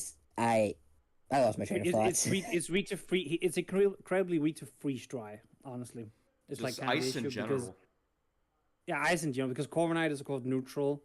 Tentacruel has a decent SpDef booty, but I mean he can really recover. Like I guess you can get the Rillaboom recover, but it's like you're just gonna take chip over and over and over and over. And like Ninetales is not the most like defensive mon. Like it can maybe be a little bit, but yeah. Like Ice is gonna be really strong into this team. I don't know about Ice, but freeze dry specifically, yeah, that could be a problem. But I will say, with that all of that said, I think this might be the best team. I think it's just more so I fear prepping for this team. I don't know what am I gonna do. You know, if you end up playing it, it's like best team so far. Yeah, so far. I meant so far. Okay, because I mean, I briefly looked over some other ones, and I'm like, respectfully, I don't think this is the best. So I just want to make sure we're on the same page there. I meant so far. So far. Just because I think there's so much offensive pressure on this team that is like you're just gonna go in on all out knockout fight, like from the beginning. You feel me? Yeah, no, I agree. It's definitely similar to Duckies in a way, but relies more on their weather compared to what Ducky has. But yeah, their offense is a little bit stronger pressured. Whether or not they can have the defensive support, but as long as they're able to keep up their momentum because of all of their pivoting, I think that's big. I think, however, it would be massive if you're able to drop Ninetales, Rampardos, and unfortunately switch out something else, so you can make the sacrifice in getting Torkoal. I don't know if they're another Torkoal hater or something, but Torkoal is better than Ninetales in my opinion. And then additionally, that is stealth rocks that you do not have to put on Sandy Shocks, to where you have your weather and your hazards all in the same thing. I think that's going to be massive for this team. Like, you have such good pivoting. It is so sad to see that your only damaging hazard is with Sandy Shocks. I'm not counting Rampardos. Because yes, you have Toxic Spikes with Tentacruel, but that's more of like a passive ongoing thing. It's not the immediate damage that you want for the most part. Toxic Spikes are heavily overrated this generation. So, that's my opinion. I don't know how you guys feel with Torkoal versus Ninetales in terms of Sun, but... So I'm personally a Torkoal believer too. I do see people that wants the Ninetales because of Baton Pass. So like you just get in, set your Sun, you get out. You know. But I like Torkoal because, as you said, Torkoal does more. Like it offers you spin, it offers you rocks, Shell Smash if you want to be lunatic. You know. Mm-hmm. So I do rate Torkoal a little higher than Ninetales myself, but I get people that can kind of go both ways. But would you agree to me that so far this is the best team? Just I don't know. To me, fear this more than I fear Doggy's team, probably. I don't know, dude. Terra Urshifu and Rain terrifies me. No pun intended there. But I mean, they do have very heavy sun benefits. And even then, if they don't run sun, they can still run booster energy and catch people off guard mid-battle that way. I will say they don't have the strongest manual sun, which is a question I answered in my chat. But they're like, once again, like roughly pretty much the same to me. I'd be fine with it being above Ducky's team. Yeah. It might just be because I really like Sun in this gen. I think it's so fun to play with. So, I think Sun's probably the most viable weather this gen. No, it's by far the most viable, but it's also just extremely fun. I think, yeah, and then Rain is just boring. Yeah, pretty much. Like your options for mixing it up as opposed to water types are like Overcloud or Galadon. We jump from Rain to a team that maybe should have had Snow. Yeah, Torkoal can rapid spin, but Eruption on Torkoal isn't that big. In singles, it's nice in VGC when you have the Trick Room set up to pair with it, but Eruption from Torkoal really isn't going to come into play in singles because you're more than likely going to lose your health first. So that too. I don't know if you caught that, Ben, but this was also a Terra allowable Iron Bundle. What the? Yeah, there were some interesting choices. Now, to be fair, Terra Bundle did do nothing last season, but that was largely due to the fact that it never landed a single Hydro Pump. That doesn't matter. So, if you have Terra Bundle, you don't have to run Hydro Pump. That is the whole point of Terra Bundle, of how broken it is. That's the thing. We told that last season to you, Soul Blaze. Why didn't you listen?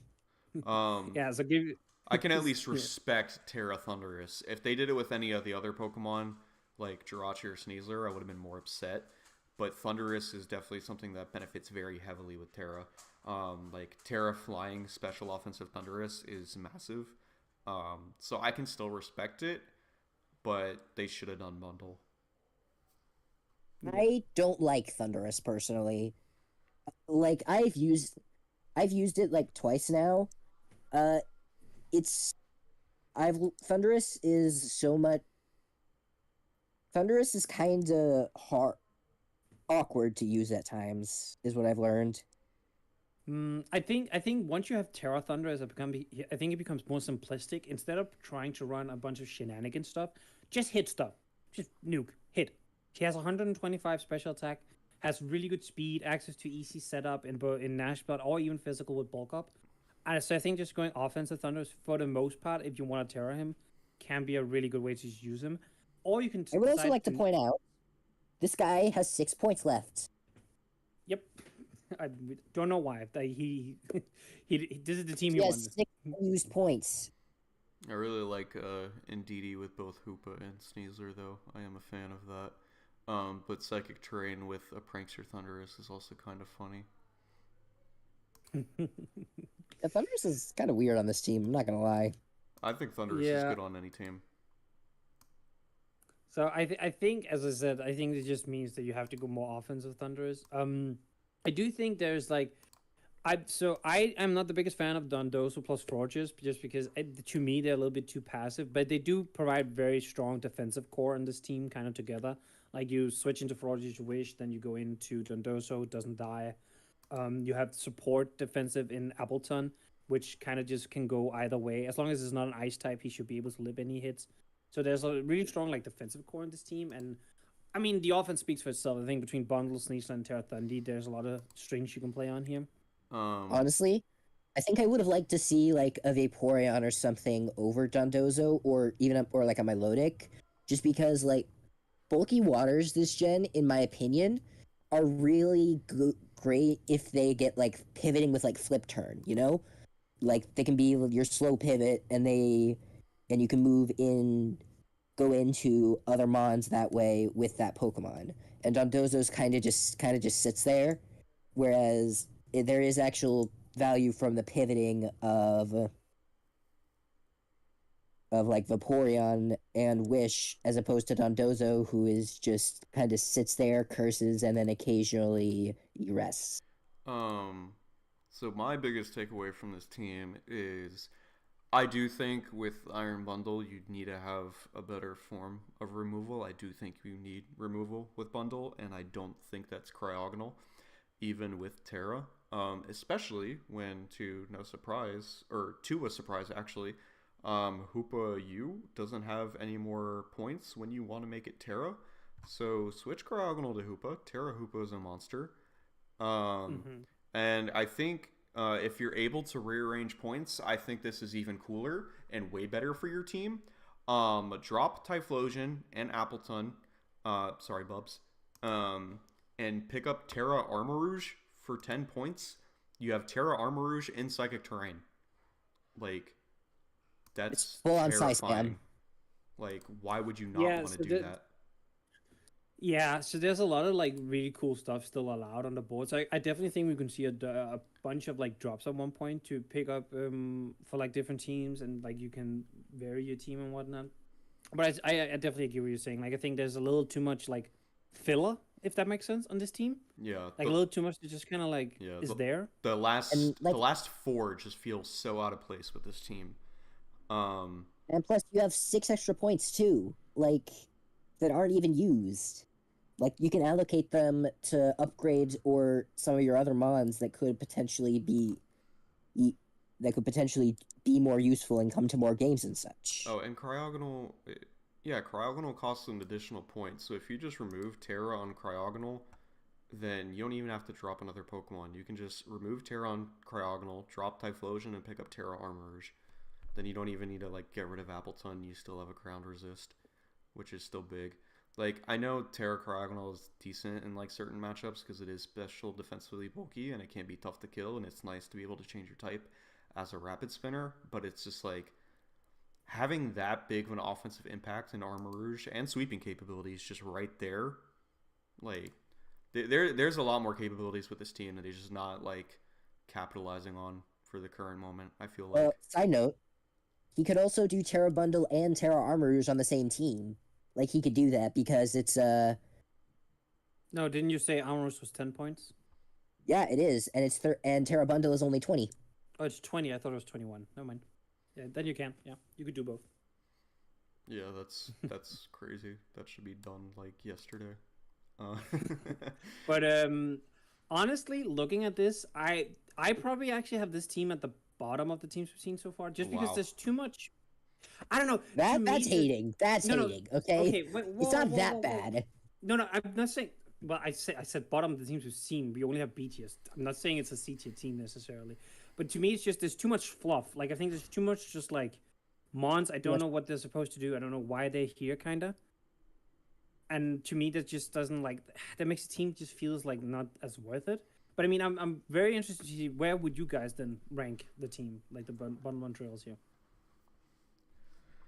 I think with the correct changes, it could become an S tier. But for but we're not going. I know. I just wanted to say that.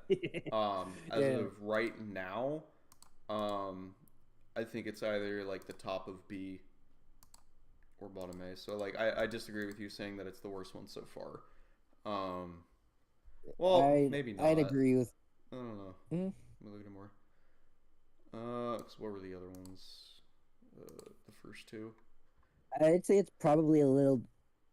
Is it better than Grum's team? I don't know about that. Actually, I mean, you have really strong pivoting still, and I think if you make a switch, it's just better. It was like currently you still have like fine defensive capabilities between Jirachi, Dozo, Florges, and Appleton, Cryogonal maybe, to where I think it's doable. So yeah, I think it's top of B. I want to quickly say right now, as the team as is, the only rocker is Jirachi. That's your only hazard. Oh wait, yeah, there's not even spikes there's toxic spikes from Sneasler, but you never want to run toxic spikes on the Sneasler.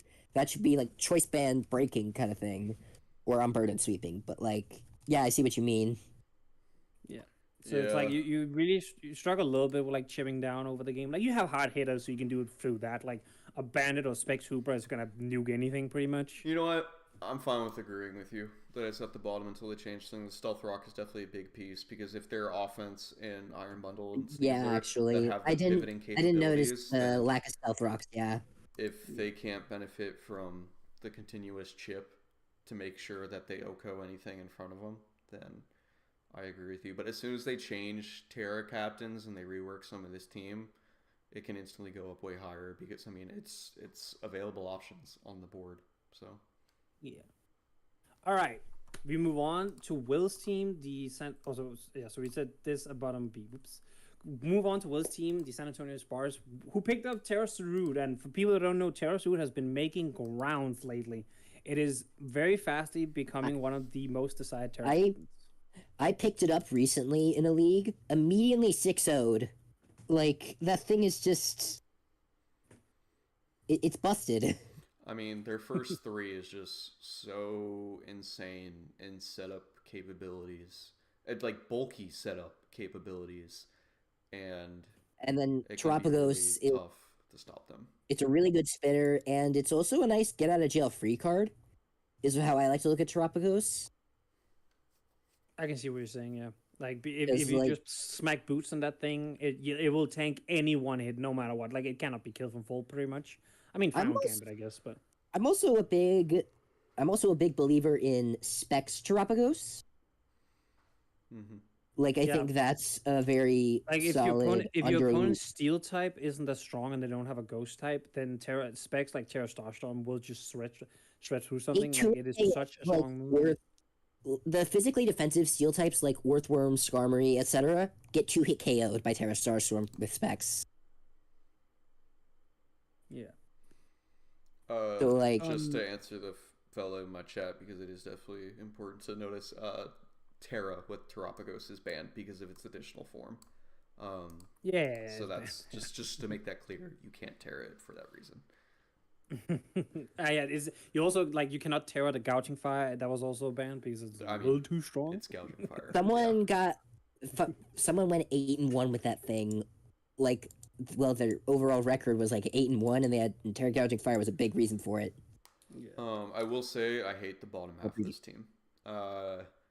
The more I look at it, it just does not feel right. Where does your, like, this is where it goes downhill line lie? Because I have my clear vision of where it goes downhill. Honestly, probably, if not Klefki, just Araquanid. I mean, Gengar's fine on the team, but the rest I'm not big on. Obviously, like, what is a Grumpig and a Lycanroc Midnight? But I don't think webs are necessary on this team. Like, it just doesn't add up to me. Like, Terapagos is getting a speed boost with Rapid Spin. Gouging Fire is clicking Dragon Dance. Kilowattrel's naturally outspeeding everything in the first place. Webs just feels like overkill that's just kind of unneeded on this team. And I wouldn't really worry about counterpoint. I have a counter to that. And if it's competitive my counterpoint and defiant, is then that's obvious. Araquanid is a breaker first, Weber second, in my opinion. Like, if you look at... Have you seen the water bubble calcs? I know. I'm assuming you have. I've used Araquanid since Sun and Moon. I'm aware of its capabilities. It's just with it not having Terra, I'm not respecting it as much. That's fair, but like, and I think Araquanid suffers a lot from the Gen 9 creep a little bit. It's like you can be a breaker all you want. If you get a one tap before you even get to attack, it doesn't matter. Especially in a free Terra setting where a lot of these can Terra into water and at least get a resist in certain situations that they might not initially is pretty big. I know it's still going to do a lot even with it being a resist, but without that initial Terra, I don't value it as much as a breaker as I value a Terra Kilowattrel. And just maybe a Banded Gouging Fire. I feel like those are just bigger for this team. Frankly, I think I'd like to see... Honestly, I feel like this team could pick up Torkoal. To be completely honest, Sun with Gouging Fire, stronger... Wait, no, Sarud doesn't get Synthesis, right? It's just Jungle Healing. No, he does. It does, but also you actually get an ability if you have Sun with Sarud. Yeah, you actually get to use the... Yeah.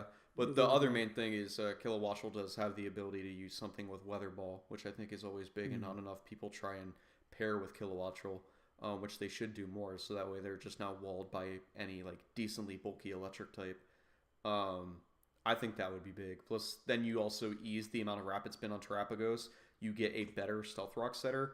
I think it would be something that could benefit your team overall. And it's just like you don't really need to force Sun by any means with the team. But then you can switch off like some of your additional Pokemon on here and just get more benefits out of it. So that's how I feel. Yeah, and I think I kind of see what a little bit what you're saying with like the Grumpig and Lycanroc at the end. It's like, I mean, what are they doing? Like, are they actually gonna come? Like, okay, I've seen people bring a Grumpig before, and it can kind of put in work. It's like okay, chunky, have thick fat and whatnot. But it's like, could you not take the 2 points of those, the extra points you have, and maybe drop something else to get a better Mon as a whole? I feel like. My actually main issue with this team is Piloswine. Like I do not, Piloswine is really, I don't think it's good this generation. I'm a just go out and say it. I don't think it's really all that good this gen. Now, if we were to drop those bottom two, like you said, and then drop the Piloswine, he could pick up like Rhyperior, for instance, which is I'd argue it's at least a better ground type, if nothing else. Also, I don't think Klefki should ever be your only fairy and only steel. I think that's way too exploitable. I like Klefki on teams, but you need to have an additional fairy or additional steel. Like it doesn't have to be both. It should just be I think mostly the fairy. I think Klefki can function fairly well as your steel type. I do think it struggles as the fairy type more often than not. Yeah. I don't know if there's any other fairies they could capitalize on that are remaining because fairies are scarce, but you also I still don't understand that argument, but I'm not gonna make that. So rude. Wait, what argument? That fairies are scarce. Good fairies are not hard to find if you know where to look. But that is no, they are very hard to find. That's talk for another day. They're very hard to find because the definition of good fairy is not the same as it used to be. There's a whole Diancie still on the board somehow, so they have no excuse. Diancie on this team looks amazing. Now, I definitely still think this is like by far an A team. Is it better than the Sun and Druggy's team, which were very close? No. Would you say? To me, no, because I feel like this team's going to be too top heavy, and they're going to face a lot of Mirror Herb. I can see that, yeah. I probably have it. I have it over Skippy's though. I think like over the Raging Bolt team. Yeah, that's fine with me. Yeah. Yeah.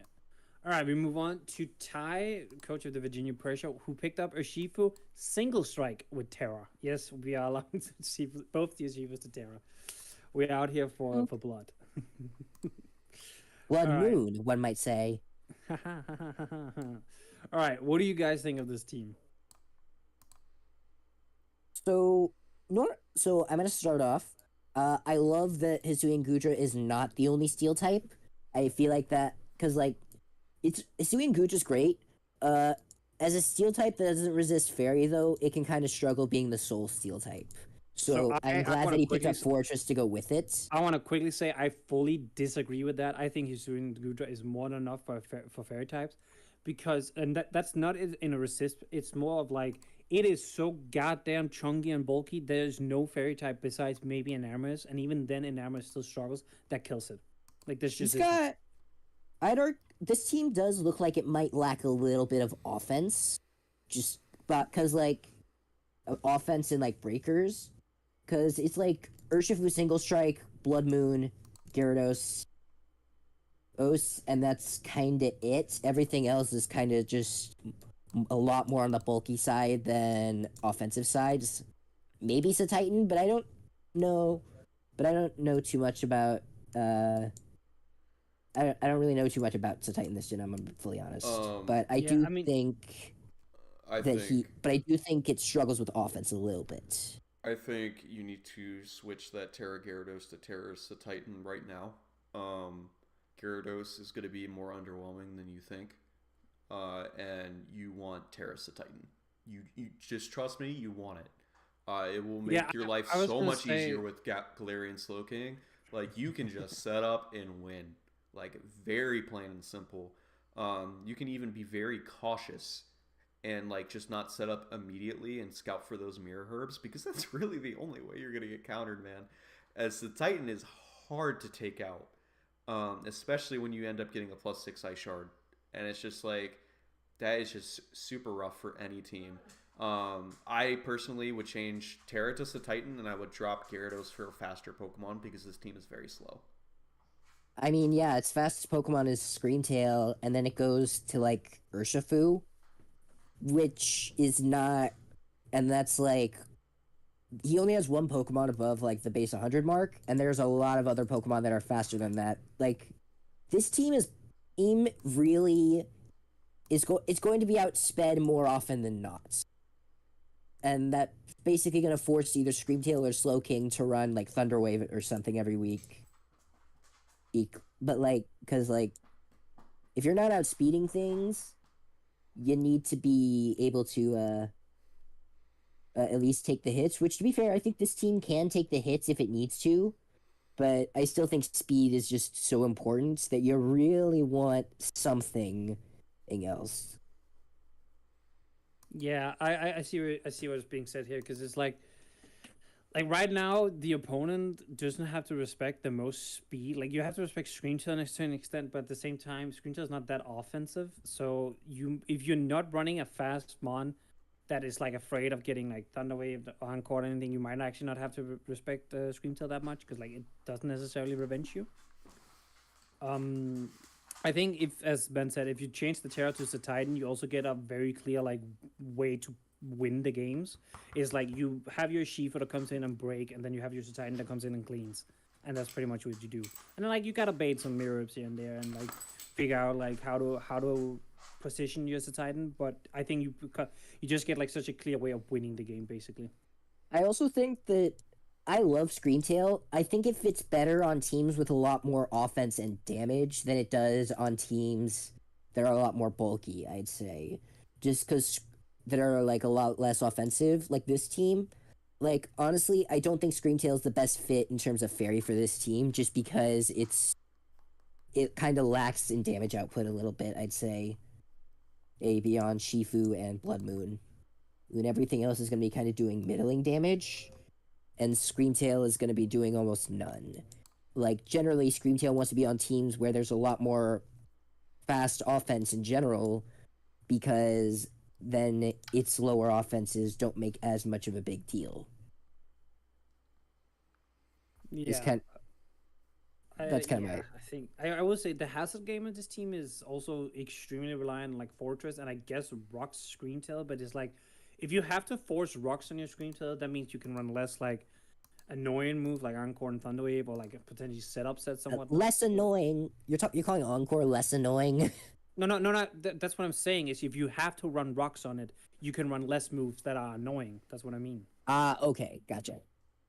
Like you basically force your Screamtail into being the rocker if Fortress doesn't come, and like Fortress is a fine mon. I don't know if it's a mon that comes like every week, you know.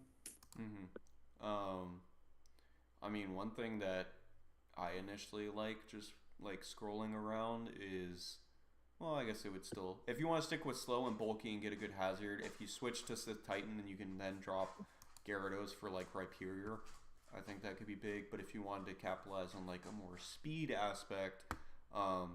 I'm just looking at the immediate 8-point. I mean, you could get Stealth Rocks with Dugtrio and have trapping capabilities with your team, which is pretty big. But I mean, there's plenty of like decently speedy Pokemon like within these two tiers that you could like pivot between. Like even a Hisuian Electrode on this team would be pretty cool in my opinion. There's just ways where I think you need to really patch up the speed, and agreed at the end of the day that a Terra Titan is just way easier as a win con compared to normal Titan. Yeah. When it comes to ranking this team, how do you guys feel about this? Because I don't know. It's like so weird because like I can see all of the upsides, but I'm also like I don't know how well you're gonna get into it in an in-game scenario. You know. Currently, yeah. I think it's just the one. Terra Urshifu is stupid. To where that can automatically carry it a lot. It doesn't really get too much benefits, but now it officially has 0 checks. Like, you could have potentially had a check before if you had a good matchup against an Urshifu single. Now that does not exist. You have no switching to this Pokemon whatsoever. You can only revenge kill against this Pokemon. And now you have to deal with bulky Pokemon that can also pivot, and that is a huge issue just in general. So I think this team currently is either the best in A or one of the first contenders for S, and that's my opinion. Because, I mean, for Urshifu alone and the pivoting, and then the wish passing with Screamtail to really just allow this to be bulky and slow, especially with regen as well, to where they're able to set up that end game with the Titan very easily, just pivoting between 3 Pokemon and Urshifu. So you say you would say this is your contender for S right now? Yeah, I mean, it's very likely one of the teams at the bottom could bump it out of the top 3 slot, but personally, I think it's the best one at the moment for the top row that we've So this is interesting. This is where our like differences as players can come in, because I would not agree to that at all. I don't really agree either, because like it's just with your fastest mon being Screamtail, and that's the only thing, and that's like fast. I just don't like. There is Slush Rush to Titan, but that doesn't really help much. Just like speed, where speed tiers are concerned. Like just the low speed is kind of wanting me to be a little down on it. If I'm being completely honest, my mindset could also still be focused on switching something out with Gyarados. Which, if I'm keeping on what it is currently, then it's probably not the best team currently. I think there's still a strong argument with it being A, even though it's slow, just because the team is fat and it can be consistent. I could agree to A, but I would probably do bottom A is where I would do it. I think that's fine. If I were to put it in A, yeah. Yeah, like it's as is, right? Yeah, that's what I'm thinking. Yeah, because I mean, if we're gonna like compare it to another one in A, I mean, very similar to Steel City Surged, where at the moment they're still just trying to get carried by their Terra. Yeah, I can see that. Yeah. So can we kind of agree on like a bottom A? Are you down with that? Yeah. Yeah, I'm good with that. All right, so we move on to Galfano, which this is very interesting because I know Galfano is not super fond of his own team, so I'm kind of interested to hear you guys out. What you think of it? I'm intrigued by a few things. First off, round 1 Ogerpon Hearthflame is very interesting to me. They're probably still not going to use a lot of Trick Room. It'd be interesting. Yeah, I got a little bit carried away with ranking it there. But you can't use Trick Room still too much in singles. It can only get you so far into the game. And I will say it is beneficial that even though they have like Snow turns and Trick Room turns, people want to run Protect against that. Obviously completely irrelevant against Urshifu. So the team has a lot of capabilities. I just think they need to rework like the Gyarados, like I mentioned. You have to make Titan Terra. I think you just have to. And then honestly, maybe even, I don't know, maybe rework the Rotom and Arboliva. Maybe. I do like the idea of Arboliva with this team though. Like they value some stuff a little bit differently. So he probably sees Ogerpon Hearthflame as like a really valuable mon. And at 11 points, it's like extremely cheap. So he was like, I'm going to get that immediately so no one else can take it. Which I think is it's a fair strategy to go by. Now, I also I don't know how I feel about Landorus as a Terra captain. Their team is I don't so know fat if you improve him that much, because you still can't like set up. Like you can improve your typing, so you're not fortunate with the ice, of course, but you can't set up with like any speed. So you kind of just do more of the same that you already do. I don't think they're focused enough on how difficult it is to take out those Pokemon and actually. It has potential. I saw it pop off in several of the Showdown divisions last season. And like it popped off there quite a bit, so I could definitely see it. I can't really describe the ways in which, because I did not watch many of those games. I'm gonna be completely honest, but the fact is, it most definitely does improve it. Just think you get stronger sludge waves. You could have actual flying stab to go with it, with like Terraflying Terra Blast, and then. Or you could just make those Earth powers just nukes. Yeah. I like Terra on Lando. I do not like Terra on Porygon Z.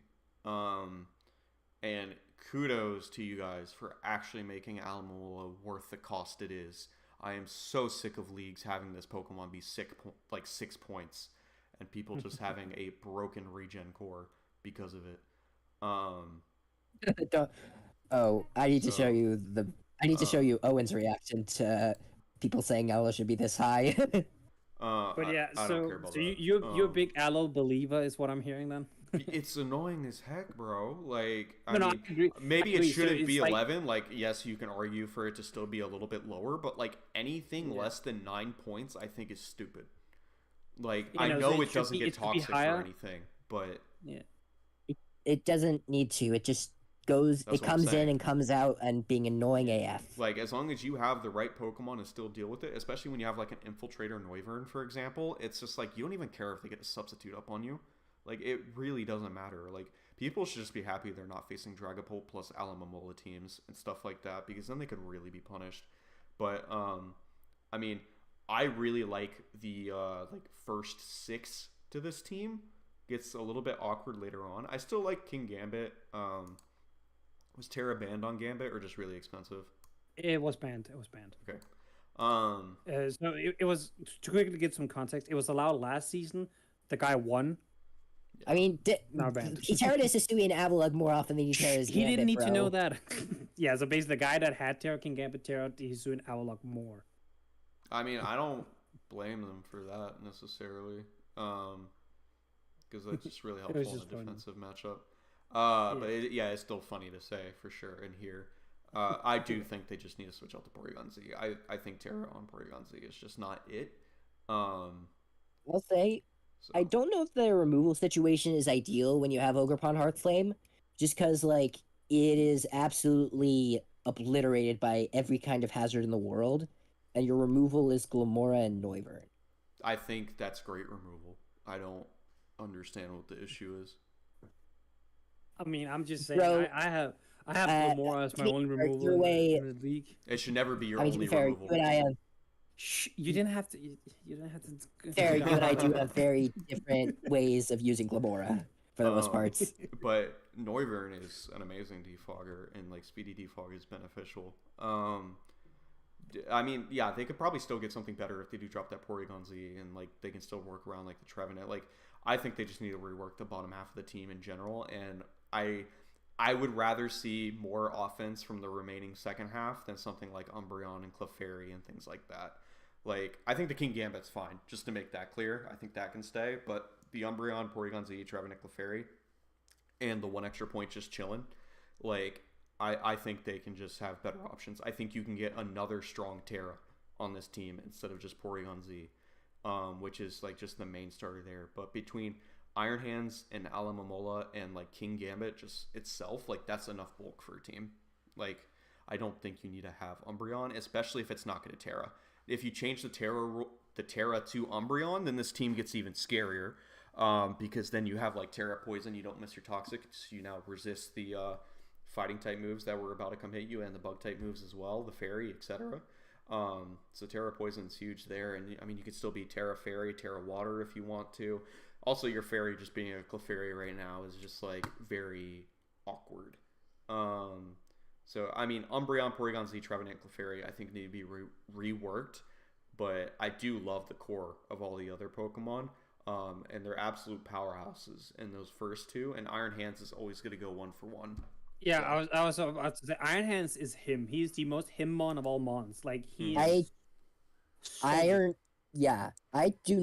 have not seen anyone who's had a bad experience using Iron Hands. It's just so easy to use, if they have a bad experience, it's because they're not thinking and they're throwing Assault Vest on every single week. Like, I'm sorry, I can't stand seeing people do that to Iron Hands, and that's why I want to draft you can and run use it. Like, you want Swords Dance or something like that. Like, Swords you can Dance run the AV like once throughout a season, like if you really need it. But like the Swords Dance set, honestly, you can just be 4 attacks. Like, just to speak on it, Ryzen, I know Clefairy can use a Violate. It's still not enough, really, at the end of the day. What is good, D-Ray? My goat. How are you doing, man? just hit. It goes 1-for-1. It goes 1-for-1 at worst, is the way I've seen it. Yeah. Especially when you have it paired with an Alomomola. Like, how are you gonna not get more than one at this point? True. And like, even without Aloe, you still sometimes see it. You go like 1-for-3 even. Like, SD Drain Punch is just very, very strong, especially on this guy. Now, when it comes to ranking this team, I know where I have it. I do want to hear you guys first before I say anything. But I know where I would have this. Where would you put this team compared to the others, of course, that we've seen so far? Mm, For me, it's a contender for us. mm, I could see it. All right. This is I where could I see think I it. will. This is where I will chime in because I think, and this is just purely based on playstyle. I can tell now. I think this might be the worst one because here before you say anything, here's my thought process. I am not a big fan of like Aloe. I'm not a big fan of Lando. I don't like Hot Flame. Not the biggest fan of the Porygon. The Umbreon and down, the entire thing. Even King Gambit with it, I don't really like that much. Like no Terra King Gambit. So for me, there's just so many mons I don't like that much. So that just makes the team kind of whatever to me. So I actually probably have this at the bottom. There's one thing that I've learned this year. The one thing I feel like I have learned this year is that good mons are good. Like several of these mons are just good. It even if they're difficult to use, they are just objectively good mons. Like the entire top I get what you're saying. 5, especially, That's the thing. they're just objectively good. I don't think Lando I is a good man. Now, don't get me wrong. With Terra, he does change a fair bit. I need to see it really to like fully get the understanding here. That's but fair. as it's just standard, as it's just standard, I don't think Lando I is good in Gen 9 at all. Like I think he's actually just a fraud. Like I don't think he's good. Again, as I said, I'm not the biggest fan of Lomomola. Like I get the premise behind it, but I just think it's a little too easy to take advantage of at times. Now, I have seen people that are really good at using it that can figure it out. So I believe Galfano can do that. I just think You saw it last season. He brought out the best in Alomomola last season, I'd argue. I just think Cruz and Glamora with Alamomola and Iron Hands alone can bring you down to 2 remaining Pokemon before you even realize, for most matchups. So that is just a big aspect to where those Pokemon are just immediately putting everything in range of for Lando and Ogerpon. Like, Ogerpon doesn't even need to worry about being weak to hazards if it only needs to come in 2 times to win the game. Like, that's just how I feel about these first 5, and I think Noivern just helps even more with Frisk, the extra defog potential, and the pivoting as well. So, I mean, I think you could even benefit from a Terra Noivern, potentially. However, I still think that it'd be better to get an offensive Terra. That's just not Porygon Z. I would say this: if he did go Terra Noivern, I do think it becomes a little too weak to fighting. Like the resist is almost not, like if he Terras the Noivern, because like if they're reworking that bottom half, then that's something they fix, but that's the thing. I'm trying to just stay as the team was. Yeah. But yeah, I guess that also would say it's not Terra Noivern, right? I'll be right back. I gotta go use the bathroom. Yeah. Now, I can make the compromise if you want, because like you saying it's contestant for this. I say this is bottom. So like, what's the compromise there? I guess Lanterns was leaning more towards you, so I would do A. Where in A would you do it then? Would you really have it at the top then? Like, is this where you would place it? I mean, if you want to, like, I mean, I can hear out that it's like worse than the top 2, but I do not think it's worse than Will's. That's so. I mean, I'll play. Well, I'll place it. I will do that. No. I think it could be. I think it could be above Will's. The more I look at it, it's like the fact is until they fix their Terras, I think Will is above him. Just because Will has some of the best Terra pairings right now in the league. Yeah, so you would do it like this.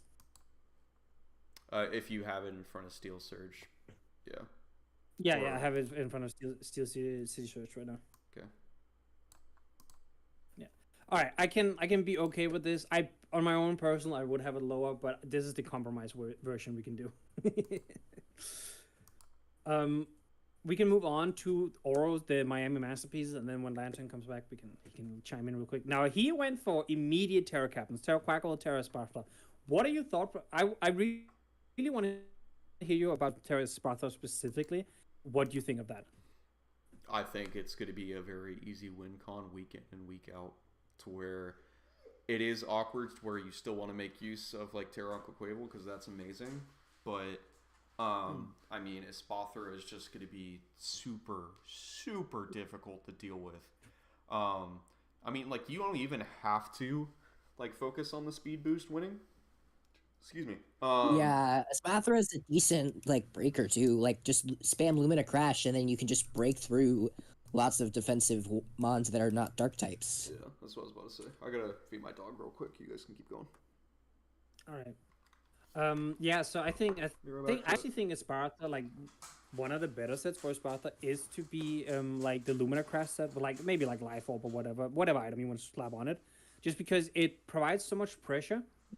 That if your opponent doesn't bring in like either a clear body mon or like cold cloak mon or a dark type, of course, you just pretty much 2-hit KOing anything. Like, it's pretty close. I will say I have questions about the bottom 4. There's just a bunch of little guys. No, I fully agree. The Quilladin is like, interesting. Like, it spikes, I suppose, but I don't know. Cinchino, I think it can be okay. With no Terra, it does become a lot weaker, I would say. And I'm gonna be honest, I have no idea what that Golem is doing there. I mean, it's his only ground type, I'd say, at this point. Yeah, but I would say there's probably better ground types even in the 2. Like, he even has a point left over, so there's probably better ground types in 3 points as well. I do think Vespiquen is kind of interesting because I think Vespiquen does better what the Quilladin can also do, which is being like a bulky spike setter that can because it can pivot, it can toxic, and it can roost. I think there's some value in Vespiquen to an extent. Yeah. All right, but no, I would agree. Like, what's going on? We're talking about like the bottom 4 right now, so we're talking about like Quilladin. I don't really understand fully what's doing here. The inferior mousehold. I was about to say the Cinchino is like, it's fine, but with no Terra, it just becomes kind of like, it's like, it's not great. I have no idea what Golem is doing there. I feel like there's much better ground types you can find in the 2 and 3. You have 1 point left over, so there's the 3-point tier as well. I think Vespiquen is low-key the best value out of those 4. Because, like, you get a decent pivot, it's decently bulky, you get toxic, you get spikes. For 1 point, I don't think that's the worst you can do. Just wanted to point out, Thomas, there are literally no other ground type. There are literally no ground types in 3 points. Except Gligar, but Gligar is, not this gen. I would still say Gligar is better than Golem, I'm gonna be honest with you. Now you're talking crazy. Golem's like just you lead it, you click Stealth Rocks, cuss Stepberry, boom. It's more so just I like the idea of sturdy, heavy-duty boots in the back. But, I mean, for this team, I think they just tried way too hard to spread out their points at the end. I think at that point in the draft, after you spent that many points, you should have just accepted that you were going to be top-heavy. And you should have just finished it with 9. I think just making it 11 made the team like just look worse overall. Because it's just very unrealistic that you're bringing like any of those 4 more than 3 weeks, any combination of them total. Like, just because your top mons are going to carry you, get better support. Because like you can easily just take the summarization of Quilladin, Golem, Vespiquen, and your extra point, and now you can at least get a 6-pointer that's somewhat better. Like, I mean, we could probably just find one immediately. I mean, Bramblegast already. I was about to ask, is Chestnut or like a ground Chestnut's like there? Yeah, you can literally switch out your Quilladin for Chestnut and just get the evolution. That's just better. or you could get like, because you do probably still need a ground type. Flygon is also in 6. They can even get Torterra. I don't know about. Yeah, he covers both the grass and the ground, which is probably the most things you want out of the bottom 4. Or the bottom 3 you mentioned. Yeah, I mean, that's what I would do. I would get the Torterra. But yeah, so to talk a bit about some positive, you do have a lot of Ninetales with Curum, which, ew. Yeah. Sounds a little disgusting. Just like the Veil, like getting Curum behind Veil, getting to set up with DD, or just clicking Specs moves. A lot of his Pokemon really benefit from being behind Aurora Veil, like Quaquaval, Espathra. Those, like the 2 Terra Captains in particular, really, really benefit from the Aurora Veil. Yeah, because like you have a decent amount of setup too. Yeah. I think one thing that would be really beneficial, I'm looking if one even exists, but if you could just drop Shinchino for like any wish passer that's in like 6 to 5, I think that would be big for this team, but I don't think there is one now that I'm looking. Is there 1 and 4 that's not drafted? No. Okay. Well, either way, I think it could definitely still be better. I agree, but I mean the initial 7 are just insane. They just need to rework those bottom 4. There's no need for that combination of Pokemon. Yeah. You talk because I have to team someone. You're good. I mean, I really like the idea of Terra, Quaquaval, and Espathra. I mean, like, those Pokemon are so good in the fact that they are the very strong sweepers to where you don't even need to worry about Mirror Herb, because the main part of them sweeping is them getting their speed boost, and they're just consistently getting the chip over time. It's going to be so easy for these ducks, these birds, to just have one break for the other, and you win that way. Like, that is going to be so easy to accomplish week in and week out. As I've once heard someone say, Espathra and Quaquaval only need 1 speed boost or more to kick your butt. Yeah, I mean, it's going to be that simple. I think, I think honestly you just, I don't know if I do like Chestnut on this team. Either way, no, I'd go with the Torterra, because then you also get a Stealth Rocker that's not Heatran. I'd go with Torterra and then maybe switch out Shinchino. Or just rework the entire bottom 4 with the 12 points that you'll have in general, and get 2 Pokemon out of it. Yeah, now I will say this. I think it's very interesting he got Darkrai around 3. Like, I think it shows a little bit about what people are starting to think about Darkrai, right? I talked about this a little bit in my press conference after just using Darkrai. Darkrai just can never be your best Pokemon, and people need to stop trying to do Hypnosis stuff with it. If you try to use Hypnosis, you're just getting no progression, because you're only getting progression 60% of the time. Tell that to Mr. Frosty Random, Okay, and then additionally, it's like, I think it just needs to be played as a special Weavile without the Ice type benefit or in stab. Yeah. Because Dark plus Ice Beam is really all you need at the end of the day. Like, Sludge Bomb is beneficial for some of the fairies you face, but that's all you just about need. And then you can make great use out of its additional utility. Knock off, Thunder Wave, anything in between there. Substitute sets are also very strong. I just feel like people are using it improperly. And you just need to use it as a good revenge killer with speed and utility. And not just try and win the game with it outright. I think you only use a Hypnosis variant if you're using it as a lead. I think that is the only way that you can make use out of that set. And those are my main takes after using it this entire season. Obviously, I was able to get 16 kills with it or something like that total. And it's just like, people, you can make it work. Like, I don't understand why people are struggling too much.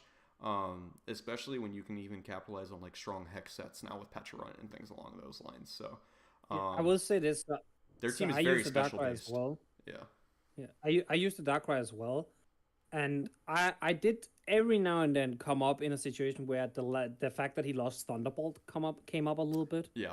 I agree. Like when you were facing like a super bulky water type, you're like, I just wish he had the Thunderbolt right now. Like, you can take the chance with Thunder, but it's kind of like, it's such a random move for them to take away. Yeah, the fact that he still had Thunder but not Thunderbolt is really weird. But yeah, I agree. I think Darkrai can work really well. I think you touched upon something that's super, super cool with this team is you can really take advantage of the Pecharunt plus the Darkrai, like spreading status with Pecharunt, and then Darkrai just like taking care of all the monsters gotten willed down or whatnot. It's like a super cool little thing to do. Yeah, and if you're Woro's gonna find an excuse to run Defense Curl Pecharunt this season. And then if you're spreading those toxics as well with Pecharunt and everything, and just getting the poisons in general, that just makes Espatra's sweeping potential even easier, because the turns you're using to protect, Roost, or Calm Mind, they're now taking the chip and getting in range of stored power after an additional boost. So that combination together is pretty revolting. This team has a lot of strong potential. I think it's gonna be very difficult to not just lose to them after, after 15 turns. I think it's gonna be very easy for you to lose. Some teams, if they don't prep properly, I think you could lose within like 10 turns. So yeah. I will say currently, as the team stands, this is a 7-mon team. I'm not respecting the last 4 really I agree. much. I agree. The last 4 basically altogether make 1 Pokemon is how I'm looking at it. Which kind of does drag it down a little bit. So if we were to like rank it, it's one of these where like, do I fear these 7-mon that much that I want to say it's like at the top, like at the top here of the ones we have so far, or do I think the negatives of the 4 drags it down to be a more middling one? I kind of want to hear a little bit what you guys think. I probably have it a little bit towards the top. I don't know if I would necessarily put a 1-1, but I have it towards the top, I think. But I want to hear you guys before we do anything. I don't know if it's like best of the best, just because, like we said, this is mostly a 7-mon team. This is mostly a 7-mon team, not a team. And I think that does dock a fair few points from it. But I'd still say it's a very solid overall draft, I would say. And it's definitely scary, and I would not want to face it. I'd put it 3rd, because I think Ducky and Kaz's team have consistent 9, not including Rampardos for Kaz. They have a good, strong, consistent 9. And I mean, I agree with you completely outright, to where that just automatically is able to keep them a little bit higher in terms of team building. Although I think it's going to be extremely difficult to prep against this team. Like, then people are going to have to be pretty unique ways in terms of like how to counter it. Like, this guy's probably going to face a lot of Custat berries and things along those lines. So you have to be cautious of that, and a lot of the Soul Vests in general. So I can put a little light on. I know how difficult it is to prep for, because it's my week 1 opponent. Yeah. Yeah. Oh, good luck with that. So I mean, once again, I think it's 3rd currently. Because I am also a big avid person of the fewer good Pokemon you have, the like just less valuable your team is. And it's harder to prep for, or harder for you to prep, easy for your opponent. So I mean, but if they make transactions and they get with 2 the red solid card, by the way, Pokemons, and they make a solid 9 Pokemon list out of this, then I think they're instantly a top 3 team, if not a top 1. But as of right now, I think they're the 3rd spot in A tier. Yeah, I also think now that we have filled out a bit of this, I think I want to make the decision of taking the bottom A tier and put it into B tier, because we're getting so many A tiers now. So I think we gotta make a little bit of a distinction here and there. That's fine. I think I'm gonna do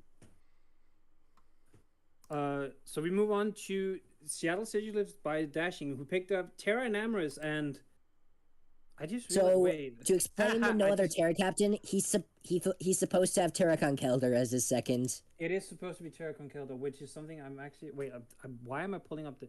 I'll do I can't do it right now because it's on stream. I'll DM Psalm real quick to do it so he can update it. But it's supposed to be Terra Conkeldurr too. He has told us to do that. Why the heck is Terra Conkeldurr 7 points?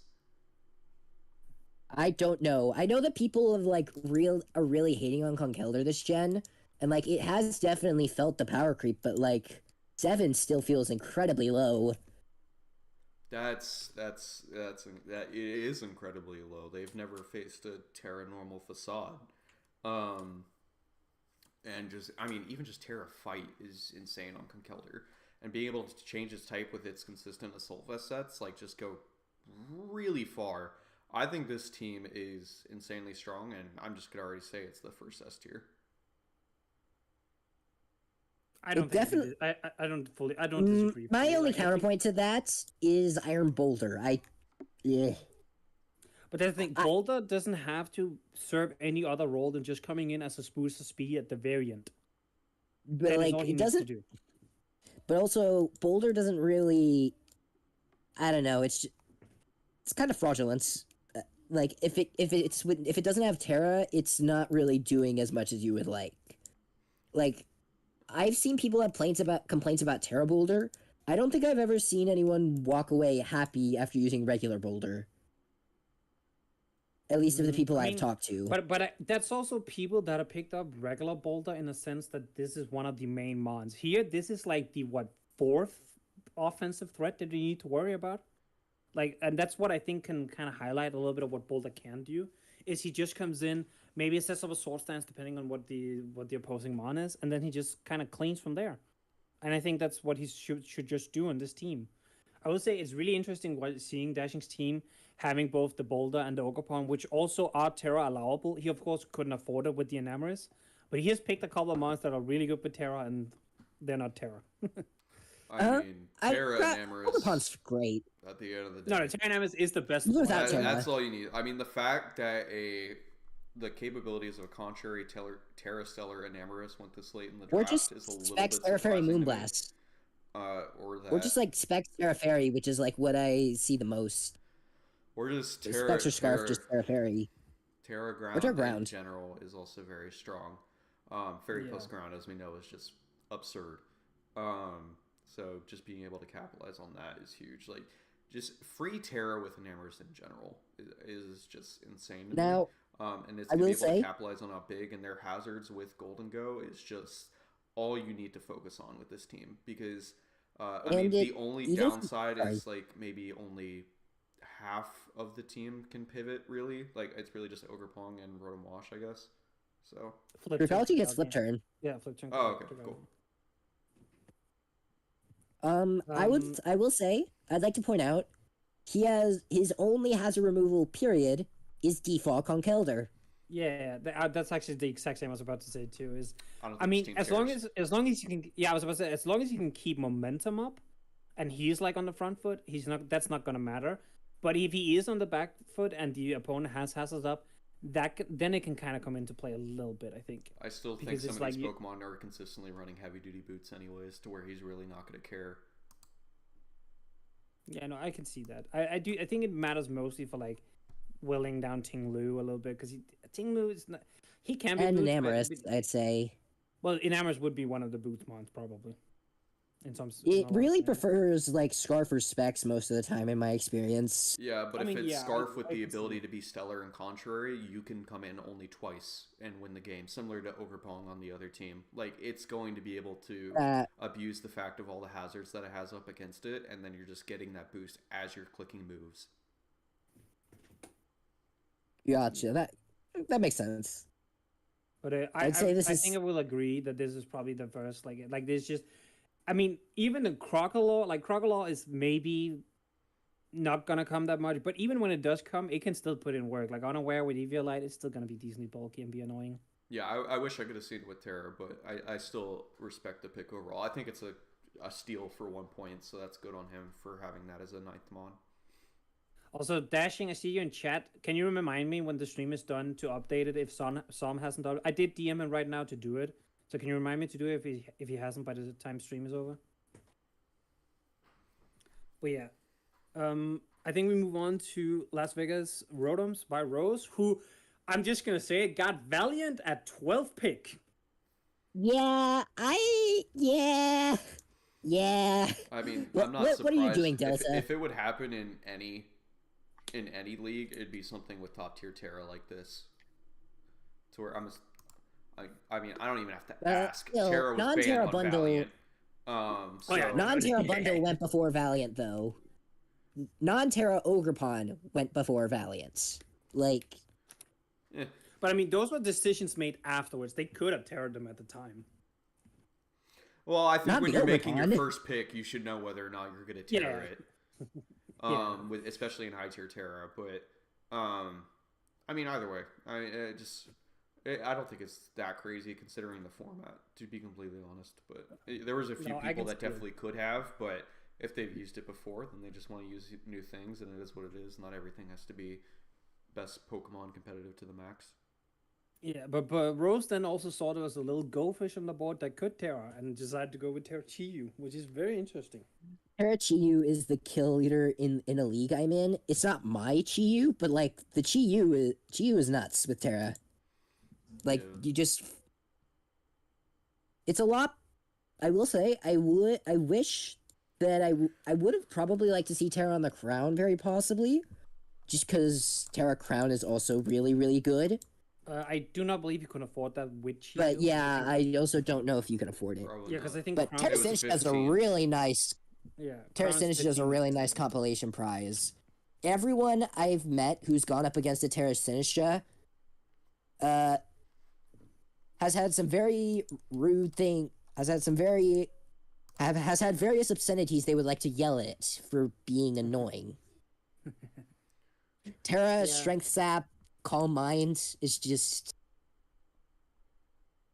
and then with the Calm Mind plus Recovery, Strength Sap specifically is so good.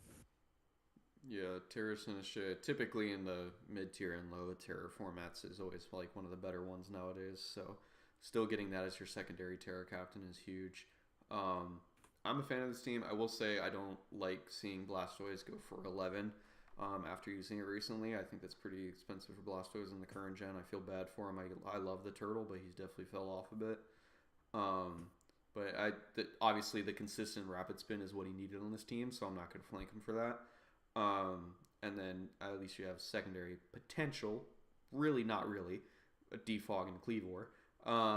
But the hazards are just so consistent on this team. I really like the hazards on this team. Still very upset Iron Crown doesn't get Stealth Rocks, but also the priority on this team is pretty big as well. So yeah, like E-Speed Dragonite is really, really strong. I'd say its only issue, its main issue is that it has a bit of an ice weakness, I'd say. Like, just a slight issue with ice types, but other than that. But it's not like that big an issue either. I disagree. So, like... I was about to say, I disagree with that too. Like, outside of D-Knight, there's not really a nice weakness. Because, I mean, it's Sinistra, but it can Terra anyway. I think I was just too focused on Dragonites and Sinistra, but then I remembered, wait, Sinistra can Terra, never mind. Yeah, and then, I mean, like, outside of that, it's Sandaconda. But, I mean, Blastoise, I mean, Chi-Yu, if it's a special hit, he's going to eat it. And then Iron Crown is still going to eat anything as well. So, I think the team's and you can kill against Ice. You can kill most ice types, like, offensively with your first two picks pretty easily. Yeah.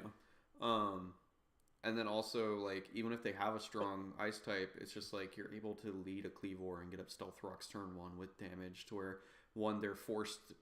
They're already in a position where they feel like they can't lead their offensive ice. And then, two, if it's not Boots, it's taking 25%. So it's just like, that's already very strong for them in general. Dark and Ghost types then are probably the bigger concern. More likely Ghost. Because, like, the only Ghost resist is Chi-Yu.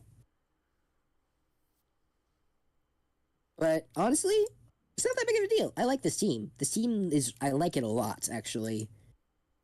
Nah, I just want to say, just no bias at all.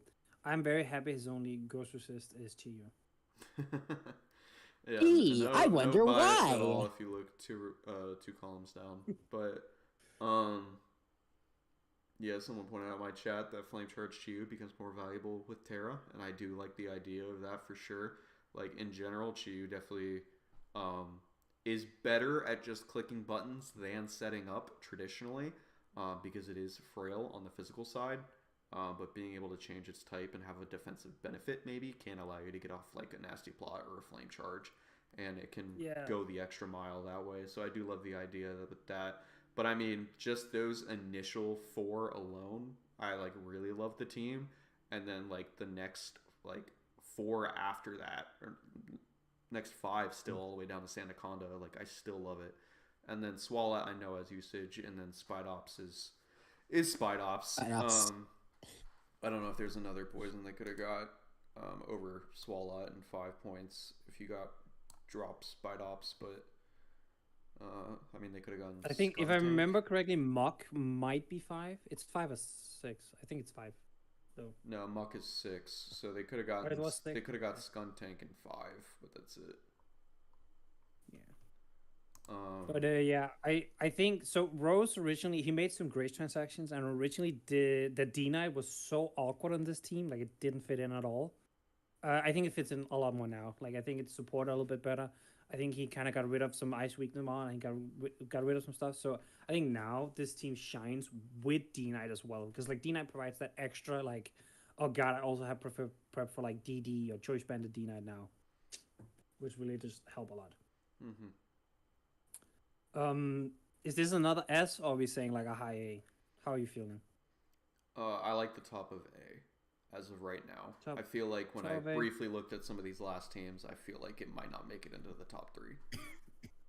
Yeah, I could agree with that.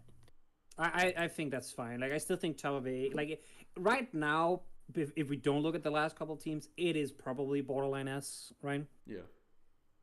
But yeah, I can agree to that.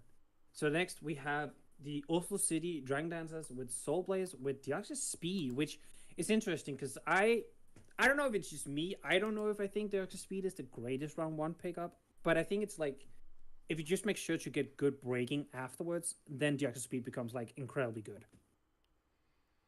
Yeah, it's definitely rough seeing it without terrain spam because I think that is when you can use it to its fullest capabilities. Not even just for damage output, but for the fact you don't have to worry about strong priority as like one of the fastest Pokemon in the game. I think that's massive. So I frankly really like it on this team. I don't know the last time I've seen a Como go that early. But I mean the team is like pretty interesting overall. I do like the hazards and the damage capability of a lot of these Pokemon, to where they can still be like fairly bulky if they really want to be, or they can be extremely offensive. It's interesting. I mean, the fact that Terra Wellspring Ogerpon even made it back is like kind of crazy. Yeah, so it's interesting because Como could have been Terra, but he couldn't have done it with the Wellspring, right? Like he wouldn't be able to afford both. Yeah, I mean, I don't blame him. If I had Wellspring round 2 and I can Terra it, I'm going to do that instead over Como. Yeah. You know, so I'm gonna quickly say Oro in my chat, which is one of the coaches, right? He played last season too. He took round 1 Como with Terra. And how did it perform? He made it to finals with it. He made finals. Well, how'd the Como perform? Pretty well, I Fine. think. Fine, I think. Like not like super amazing, but also not bad. Used a lot of defensive sets with it, surprisingly. Yeah. Houndstone does not get last respects for this, right? This man. Nope. Correct. That's I don't know if it's the best Sand Sweeper if you're pairing it with T-Tar. I mean, he's got Drill. I just don't see like its value Houndstone here on this even team. without Sand. I mean, it's limited value without last respects in general, especially if it's not a Terra captain. So frankly, I don't think it's necessary on this team. I think it's probably honestly best for this team if they were to switch out Houndstone, Basculin, and Kamala for one Pokemon, or at least Houndstone plus Basculin if you really wanted to keep Kamala just for the random Rapid Spin. But at the end of the day, you have Excadrill. I don't think you need to worry about any more removal. Pokemon. Yeah, I'll say this. I'm a big fan of Basculin, but that's like with Terra Basculin. Exactly. Like if you're doing like a low tier Terra or something. Regular Basculin, I don't know. He's just kind of like there. Like, what is he doing exactly? Yeah. So I can definitely see the argument for that. To like get rid of the Houndstone, get rid of the Basculin. I'm not the biggest Salazzle enjoy either, but I kind of get it on this team. Like it's a good speed cheer, gives you like at the ground of poison, and it's a good mon to like whittle down certain stuff for like a drill to sweep or Ogobon to come in and clean stuff like that. Yeah, and then once again, this feels like a team to where it's like you were already doing fine with your speed control. I feel like Webs is just like kind of unnecessary. To be completely honest, yeah. If you could benefit Terror you on something else that you switch it out for, you don't need it'd be better. more speed than this. It's not just Deoxys speed. You have Excadrill and Sand. You have Como that's boosting its speed. You have Agility and Amorous. Like you're doing fine on speed overall. Like even Ogerpon is pretty easily going to be able to click Trailblaze and get a speed boost. So I mean, Webs are like obviously a benefit and always something someone has to prep for. But in my opinion, that more likely encourages me to run Webs when you could already just be hazard stacking them instead with spikes, and they're less obligated to bring boots because you don't have Webs. So I think you would be able to get more out of your spikes on the team if you drop a Web setter. That's just how I feel.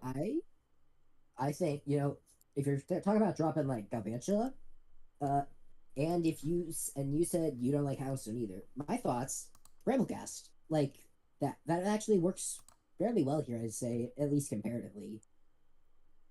in like that kind of like if you really want an extra spinner, just grab Bramblegast. And it also has extra spikes too, like Bramblegast, my boy. No, I agree. I'm a big Brambleghast enjoyer. So I think I can kind of see what you're saying. Like if you like drop the couple Plus, of you could months against Brambleghast, he kind of fills the role of like a and then couple you of can get things that you your want value other on stuff to for do. other things. Like if you drop the Houndstone own and then the bottom three, you pick up, you like, you pick up Bramblegast, and then you have 9 points for something else that you could bring in that could just be another really strong pick, you know? Yeah. I would say this team is also like very. I mean, okay, I guess Como is mixed because I was gonna say it's pretty physical in a sense. Because like Salazzle is not the strongest breaker. It can still whittle Mons down, right? But it's not the strongest breaker. And Dio is like weird because like if you don't get a nasty plot up, I feel like Dio is lagging a little bit in power sometimes. But you also want to use like utility Dio at times. The thing is, Deoxys doesn't need a lot of speed investments, though. No, I know, but he still lacks a little bit in power in my opinion. Even on offensive sets, you can just run a modest nature most of the time and he'll hit plenty hard. It is alright. I was looking for like potential 9-point Terras if they switch out like Galvantula and stuff. It is insane to me that Terra Comfey went undrafted. Because I feel like that's always so restricted. I would love to use that personally. So I would say I don't know if I've ever seen Terra Comfey be restricted that much. And low tier Terra. Did you not? I guess in low tier, but even in low tier, I've still seen it allowed. Yeah, but I mean, I vibe with Terra Comfey. I love that mon. I think it's fun.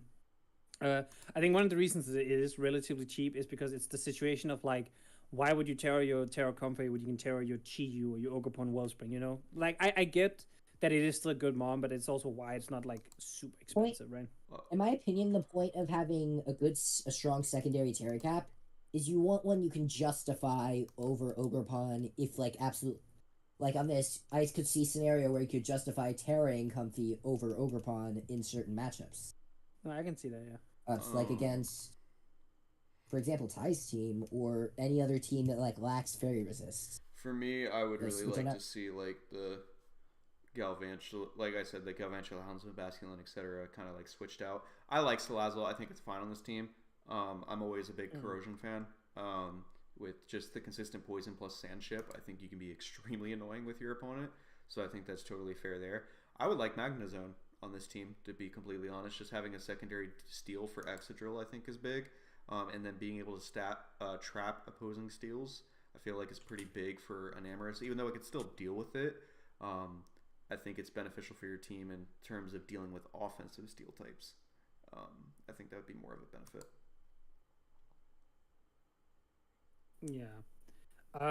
I think where I would have this would probably be like, okay, wait, so I have to like look at some of the other teams to really get like a scope here.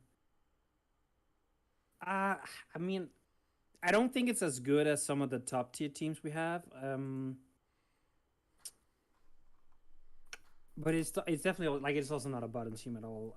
I mean, the thing is, I don't want to over like populate the A tier, but I feel like it is kind of in the middle of A right now for me. We can probably just bump some B's down to C and bump some A's down to B. Maybe that's what we should do. I don't know. What do you guys think? Like, how do you feel about this team? I mean, A, I think is. Honestly, I think that's tough. It's like it's either bottom A or top of B for me. It's just one of those where once again I think it just has more potential with FAs made. But when looking at it right now, it's like someone mentioned in my chat, and it's definitely true. It's like DL Speed can't even make use of its Focus Sash variants when you have it on the Sand team. Unless it's like your Focus Sash, to be fair, is like lead set, so usually. Yeah. But and then I don't value Houndstone at all without Terra and without Last Respects. So and those last two I just don't acknowledge in the slightest. And once again I think the team benefits more if you drop webs. As crazy as it is to say out loud, like you're just more likely to face consistent boots, which I think is more annoying for your team. So I think it's better with transactions. So that's why I'm like, if it's going to be A, it's going to be the bottom of A. Otherwise, I like it at the top of B, and that's just how I feel. Yeah, I think I would say the top of B, because like I don't know, like it has really clear strong points in the Ogerpon, and like but Sand is also a little underwhelming this generation. I think like it just doesn't quite hold up compared to a lot of the other weathers, I would say. So that kind of drops it down a little bit. I mean, so I would say top of B is fine for me. Yeah, I could agree with that. All right. I'm not gonna say too much to begin with on this one. I want to hear you guys, and then I can say anything else afterwards. First Right. off, I think it's very rude that you took. Oh, okay. Oh. Okay. Anyway, back to my thought process. I will say it's a very rude of you to take Ursaluna, which is one of the better Spectrier checks, when you took Spectrier. I don't know what you're talking about. That's very rude. No, it's very rude. I'm saying it's good drafting, but it doesn't make it any less rude. Yeah, so I got Spectrier at 14 pick. I'm a little concerned about what Ceruledge is going to do on this team. As much as I love Terra Ceruledge, I do, it is my GOAT. I'm a little worried that it's not going to do much when, like, you got a Spectrier. So I think you're thinking it incorrectly. I think you're doing it in the incorrect. You would be one of the ones that would really, really suffer from this then, if you don't get it. Okay, I want to see. Do you get it, Ben? Why they're both there? One just opens for the other. Exactly. That is the whole premise of having both of them. But you have to prep for both Spectrier and Surlage. What do? You bring your normal type. They break for each other now. So now you break with one, clean with the other. And one with being physical and the other one being special is just big at the end of the day. Yeah. To being able to rotate that to where if they don't have that good normal and they only have one good dark or whatever it is, it's just going to be overwhelmed instantly. And it's just like, you can easily work around it to where even if it's a bulky water, they try to stop with Ceruledge. Ceruledge works around bulky waters easily, especially when you have Terra available. So it's just like, it's really easy for them to do. And then just having, like, even when you don't want to focus on the defensive Terra for like the weak armor capabilities for Ceruledge, you could still focus on being like a choice band ghost variant with Poltergeist, no switch-ins, and then that makes Spectrier's life even easier later. Or vice versa, you try and win a Spectrier, that didn't work out, team is still extremely weak, now you come in with choice band, Shadow Sneak, Ceruledge, and since it's Terra, now Shadow Sneak becomes base 60, and it's even stronger, and you are just going to be O-code. So it's just, or not O-code, but killed when you're chipped down. So I really do like the combination of the two. It's like typically you see it as, the fighting compared well with Spectrier, but the double ghost still has the same implementations, especially when Ceruledge can also make use of fighting type moves as well. So yeah, so I initially did want the fighting type to pair with Spectrier, but honestly they all kind of got like sniped from me. So I just prioritized the less and less and went for like a more like, okay, I'm just gonna double down on like the typing. Triple down more like, because you got 3 grasses. Yeah, but it's like Miashkara is not really a grass. Lilligant is not really a grass. Vileplume is the only one. If Lilligant isn't really using its grass typing, why don't you go like Mienshao or something? Because Lilligant got defog, and that is literally the only reason. I will fully admit that.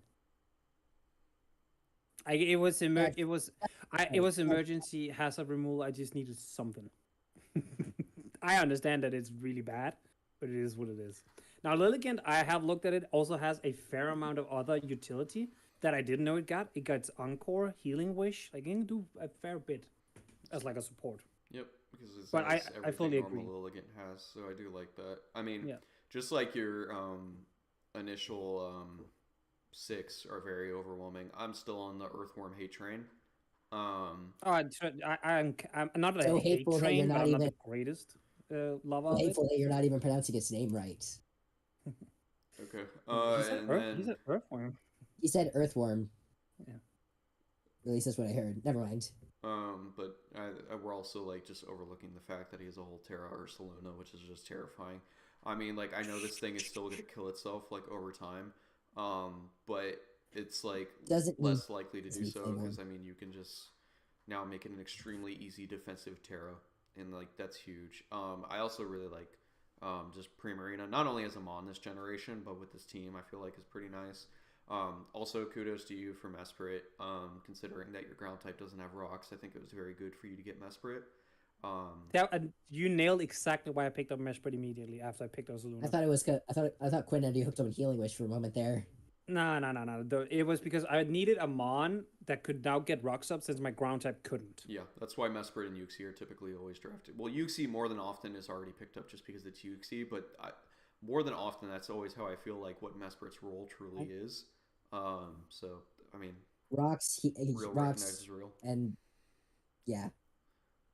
And that's partially also why I picked up Lycanroc. It's an incredibly good lead stash Mon with like rocks and whatnot.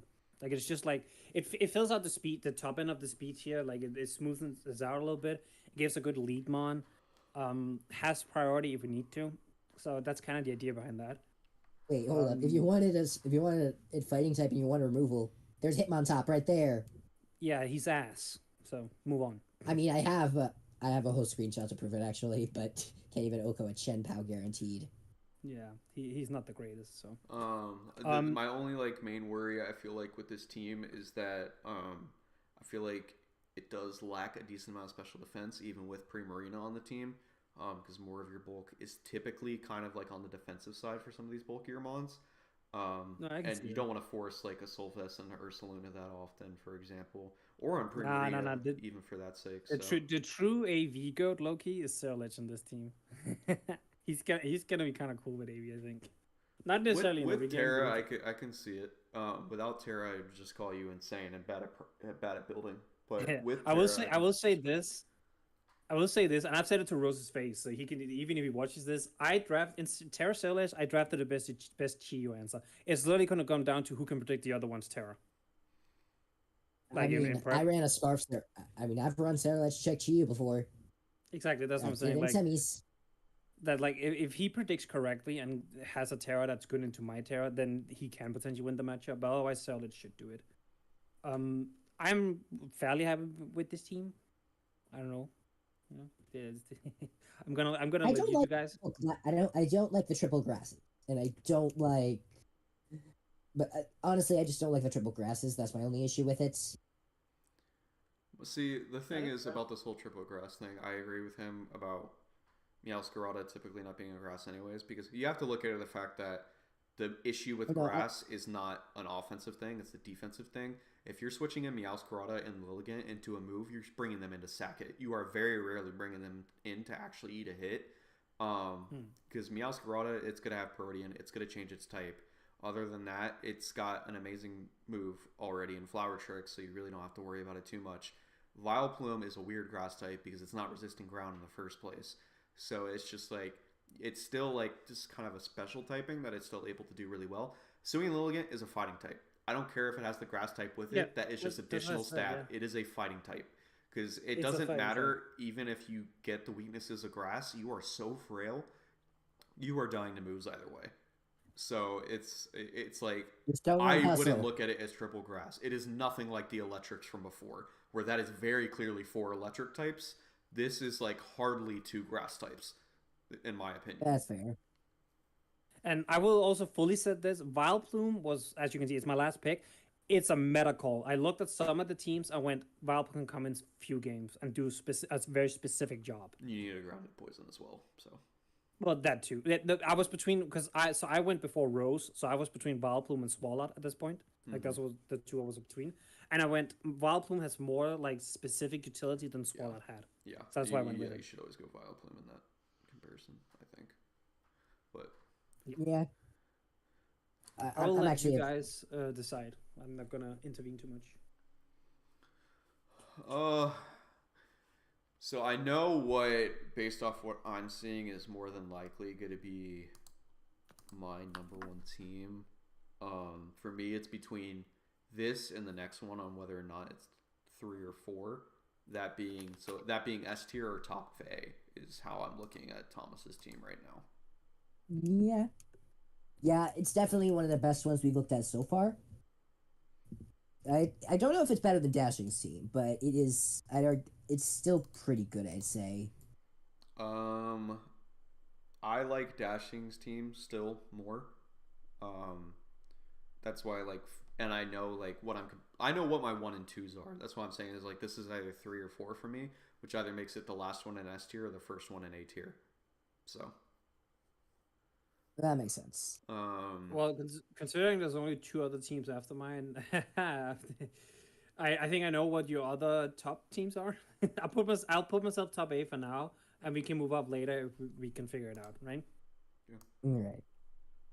So now we have the Las Vegas Leafs, coached by Maki. Which, by the way, I just quick want to shout out. I love this logo a lot.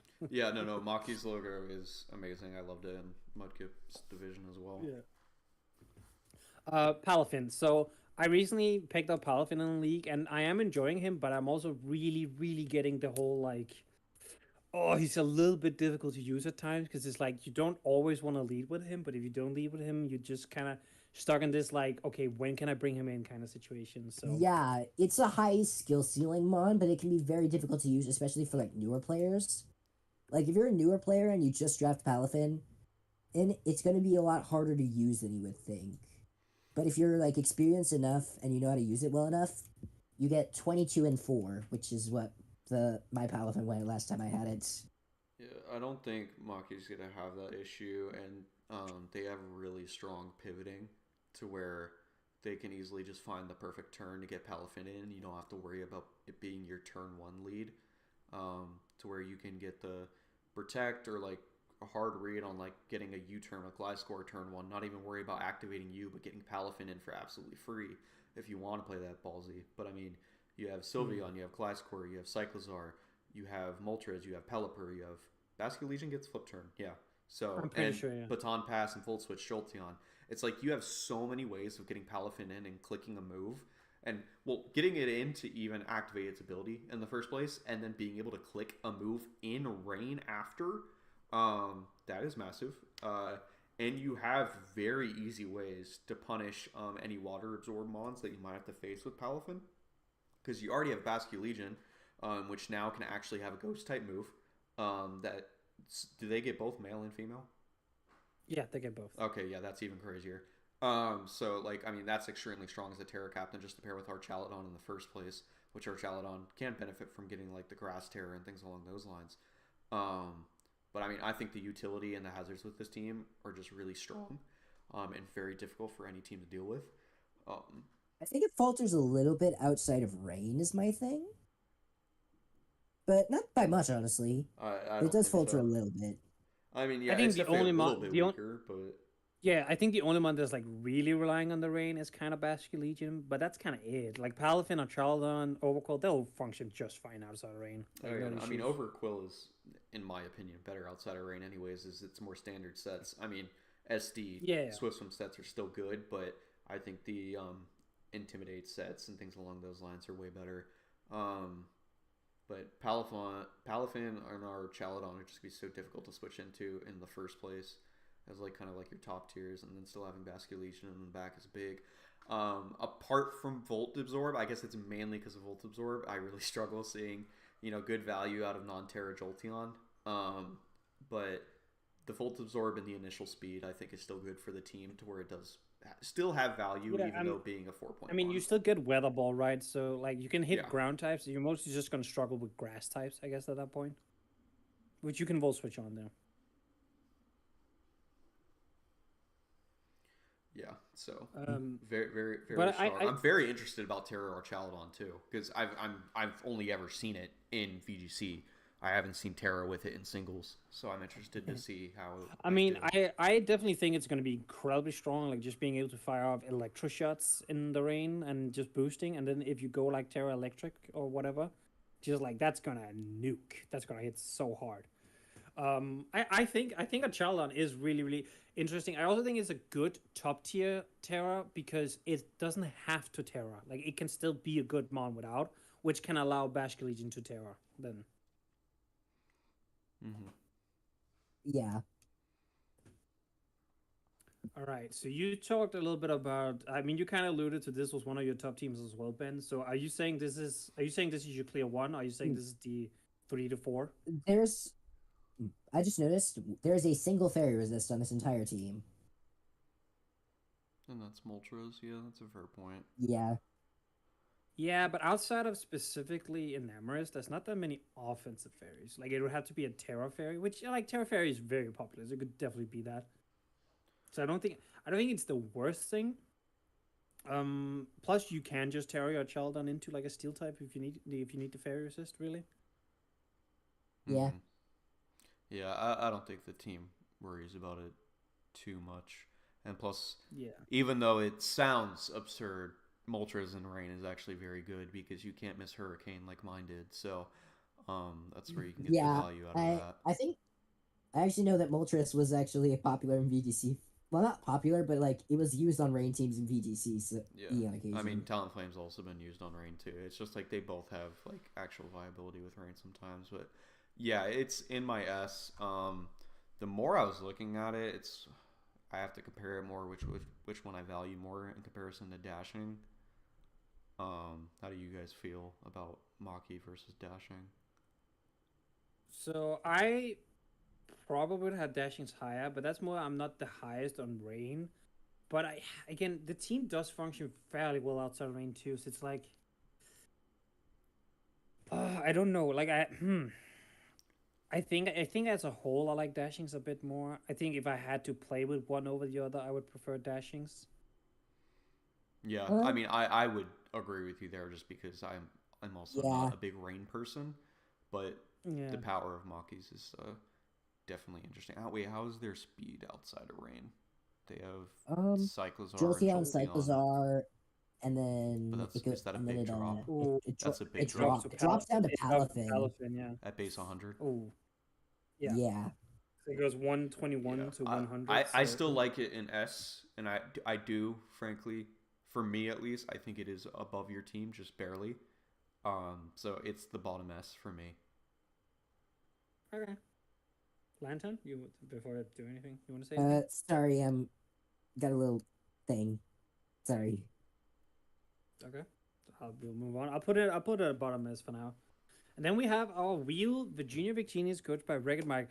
I just want to quickly mention this is the second season in a row that he's drafting Annihilate, which is very funny. And I think is it the second season of Terra Annihilate? It might be the second season of Terra Annihilate, which is kind of funny too. Are you a big Terra Annihilate fan, Ben? Yeah, I think it is similar to Spectrier and your Pokemon as another potential Ghost Sweeper that is very much a noob slayer with Rage Fist. And I think you can easily punish it. People like that trying to actually work around it just with the capabilities of U-turn. I love Annihilate in general. I used it on a championship team in an off season for Playmore in a showdown league, and without Terra, obviously. And it was still very strong. So with Terra, I think it just has even more value because I mean that Pokemon can actually benefit from tearing into any type because whatever the best defensive type is what you should change Annihilate to, unless it is a Choice Scarf set. Because whatever gets you the most out of Rage Fist at the end of the day is going to be the most optimal. Um, and obviously, whatever might outspeed you because the fact that it's so bulky and still being base 95 speed is still extremely good. And you can just get great use out of it in that way. To be just quite frank, between this having Terra, I would still like to see something other than Rabombi, but with this specific team, I understand why it's Rabombi, and nothing else with Terra. Yeah. This is my number one team. Yeah, like so I want to quickly say Lecky was of course Terra banned. Yeah, yeah. And I don't think there's anything else you could afford. Like you could have Terra the P2, but I don't think that would No. have been an improvement. Yeah. I'd argue P2 is hardly worth it this gen. Period. You're gonna Terra Annihilate 90% of the time anyways, so I think it's Yeah. better to have the random option of Rabombi in case you really want to throw the random Quiver Dance out there or the perfect Terra Ghost lead, to where your webs stay up consistently. And just the consistent spikes and hazards on this team are so good.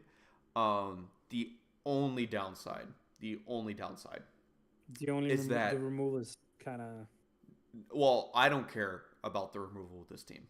To be completely honest, I think Aleki as the Yeah. only removal is okay.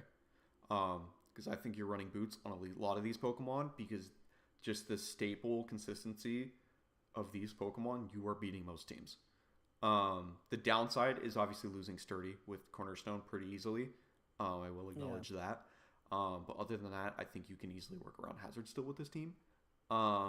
This team is very fast, also. And yeah, that's the main thing. Is I just think this team is going to control the game way too easily.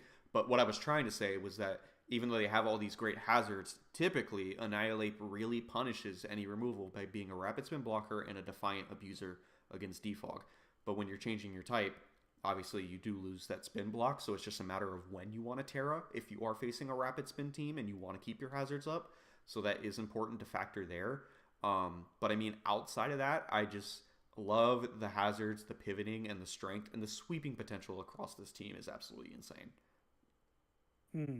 Yeah, I can agree with that. I think Mike really picked up like a because like as I said, this is the second season of Terror Annihilate, and I think this version is better. I think this supports the ape better as well. I'm still like decently fond of P2 as well. Like I agree. I kind of see that it's not as good as it used to be at all. Like it lost Toxic, lost Teleport, and all that. I still think it's like okay for 6 points. It's like a fine little normal type for sponging some ghost hits and whatnot. Especially on an offensive team like this, to where it really just comes in and then you make an aggressive double, or you get off a Thunder Wave and then you just switch out. Yeah. So I think I can agree that this is probably the best team we have. So in the league, it's like. There's not really a weak mon because even Eleki by himself kind of just forces the opponent to bring the ground type, you know. And sometimes they may not want to bring those ground types. Like just sometimes. I'm not saying all the time, because like there are definitely some ground types that I could see wreaking havoc, but like. I will say it makes me a little sad to see Iron Moth picked up and not be on a team with it having the option of being Terra. I would love to see Iron Moth with Terra. But on this team, still very strong. Iron Moth is good on any team. So yeah, it would basically be the choice between Abe and Moth, and he went with the Abe. You always go Abe. You always go Abe. Yeah. But no, I agree. Like I'm a big Moth guy too. Like I love that mon, and I have not gotten to use it with Terra, so I do definitely want to try that at some point. But I get why you went Abe, yeah. I'm using both of them right now. Do we want to like correct a little bit here? Maybe put some like go down a peck with some of the teams so we spread it out a bit more. Yeah, we need to make use of the C. I think we just delete D tier. I don't like having a D tier for drafts, anyways. All right. Yeah, I'm fine. I don't know if there is. I think for me the cutoff is kind of like I want to say it's about this. I think for like between B and C, like so Sax is like would be the top of C, and what's this called? Tie, the Virginia Pressure would be the bottom of B for me. I think that's like where the line kind of lies. Yeah, that's fair. I could agree with that. Yeah. Now when it comes to A to B, let's see. So we have Souls as top B right now. I mean we're definitely putting like what's it called Skippy down because like he's the bottom of the A right now. Okay, so Galfano is interesting because we were a little bit indifferent about it. Like I didn't like it that much. I know Ben and I think Lantern, you said as well, liked the team a fair bit. So how do you feel now? Like now that we've gotten a look at it, we've gotten to discuss a bit. Do you still think it should remain A, or do you want to push it to B as well? I think it's. Let's see. I think it's alright being moved to B until they fix that bottom half of the team. I think I'm fine with saying that. Yeah. I think it is the team with the most potential after some free agent transactions. There's some other ones that we obviously pointed out, but I think this is the main one. Yeah. I'm trying not to be this guy who agrees with everything, but like you guys are making it so hard to disagree. Well, when I'm just objectively correct. No. Objectively, you know. Yeah, no, I'm fine with moving that down. Yeah. Do we then think that so would the cutoff then be Will down to Galfano? Is that what we were kind of saying? There's like a kind of a tier difference a little bit. Let's look back at senior Wills. Oh, it's just once again what is going on in the second half. I hate looking at the Grumpig and like a Rock Midnight, bro. I like I don't care if it's just because they're a point each. It's just it makes my stomach flip a little bit looking at them. Grumpig is just like he's. Can you not imagine Grumpig's model just there where he's like vibing, you know? Oh yeah, just back and forth on each foot. Yeah, like the cheerleaders standing there. Um, who? Wait, sorry. Who was the Gear Wings? Nah, yeah, Will's still above him. But is he a? What was the one above him? The Masterpieces. Masterpieces is above Will for sure. Oro. So if you say for sure, would you then say that's where the cutoff might be? So Will becomes top B. It's so hard to rank a Terra, Zarud, and Kilowattrel that low. I mean, to be fair, they're basically still in the same position, though, just between. Yeah, no, I think it's B. Not only does it look better Yes, for the sake of like being a perfect Yeah. asymmetrical shape, but like I can't stand him not having better bulk with this team. Like you have the bulky setup in those first few, but they have such an easy chance of winning the game that you want to be able to switch in different Pokemon to actually eat a hit and pivot and not risk, like a random secondary status that now comes out from a Thunderbolt because he's switching your Gouging Fire and it's paralyzed and it's not going to be able to win the game. Like things along those lines to where, truthfully, I think they can rework anything beneath Kilowattrel. There's still justification for any of them if he wants to keep them, of course. Like, I still think Gengar would be fine on the team. I think Galar Zapdos would be fine. Whether or not you need both, I don't think so. Because your win cons for the team are those first four. I don't think you really need to focus on having anything else rather than, like, just strong pivots or the occasional matchup breaker. So, truthfully, I think it might be double bird spam might be more optimal and you keep Galar Zapdos. Especially when you can have the just random Defiant and competitive synergy there. I think it's big to really like stray any defog. So maybe it's reworking Gengar, Piloswine, Grumpig, like a Rock Midnight. And then I still think there's no need for a Rockrunden on the team, to be completely honest. Yeah, I could definitely see the argument for it because I would also say Gengar doesn't really it's not like he adds that much speed rise because this Sarud is 105, Gengar's 110. There's not much difference, and you have Kilowattrel as the high end. So it's not even like Gengar is bridging that gap super well either. Yeah. Actually, I think it actually bridges it at 120. Yeah, basically, it those makes are Kilowattrel speed tier.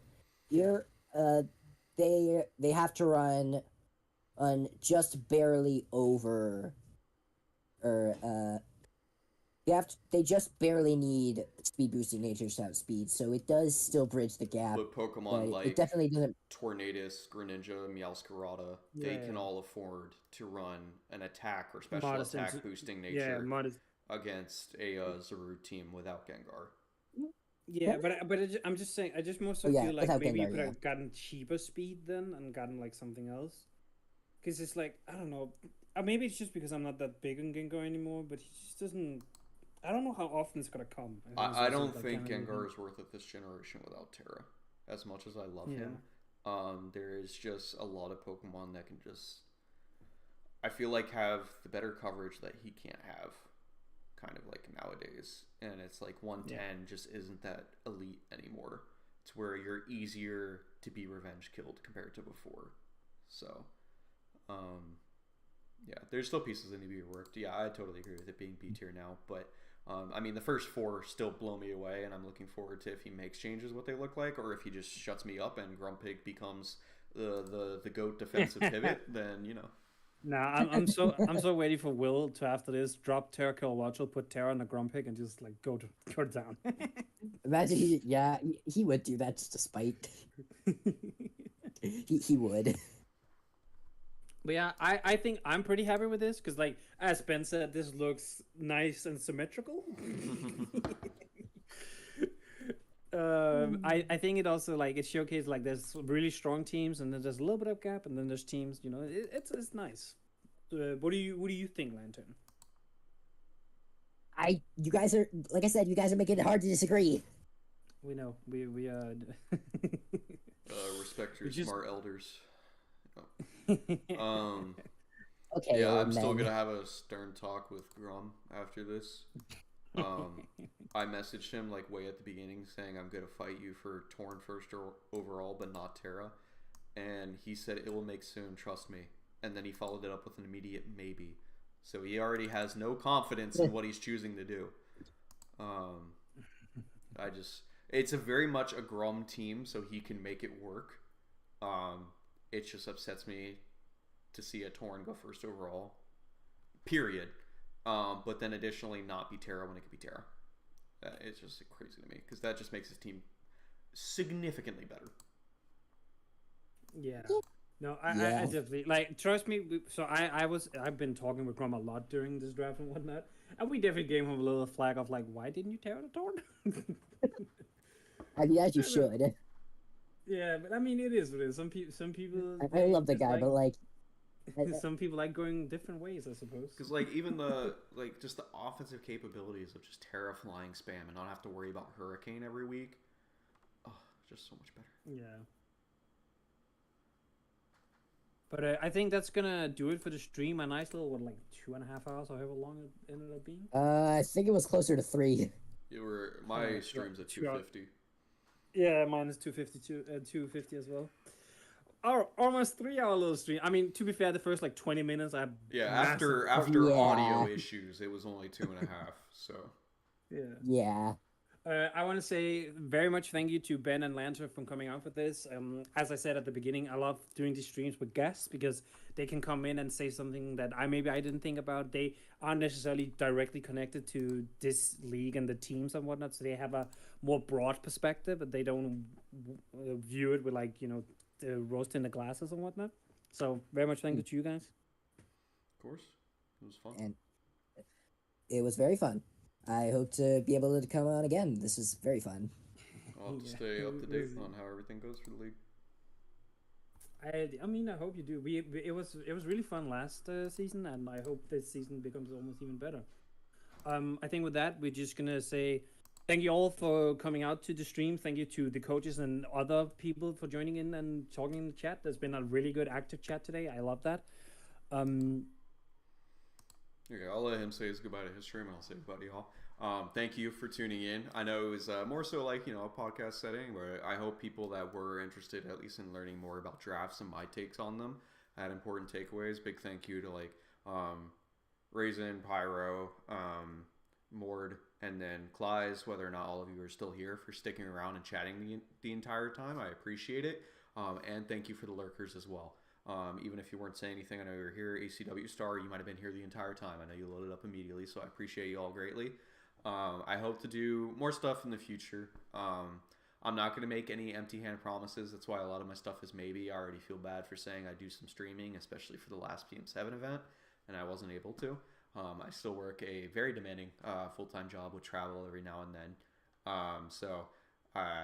As much as I love everything Playmore and Draft, I have to balance out my extra time a little bit more, specifically, time with my dog and everything like that. So, but I appreciate you guys being here and providing support. There is still so much I want to do for the Draft League community, specifically with Playmore. But for myself, I still want to make sure I'm giving out content because I do love the support Playmore gets and how you guys come to my channel looking for more information because you guys are just so interested in Draft League and competitive Pokemon as a whole. So really thank you guys for tuning in, liking the stream, having comments. Means the world. So I hope to see you guys again in the future. But until then, you have a great rest of your weekend.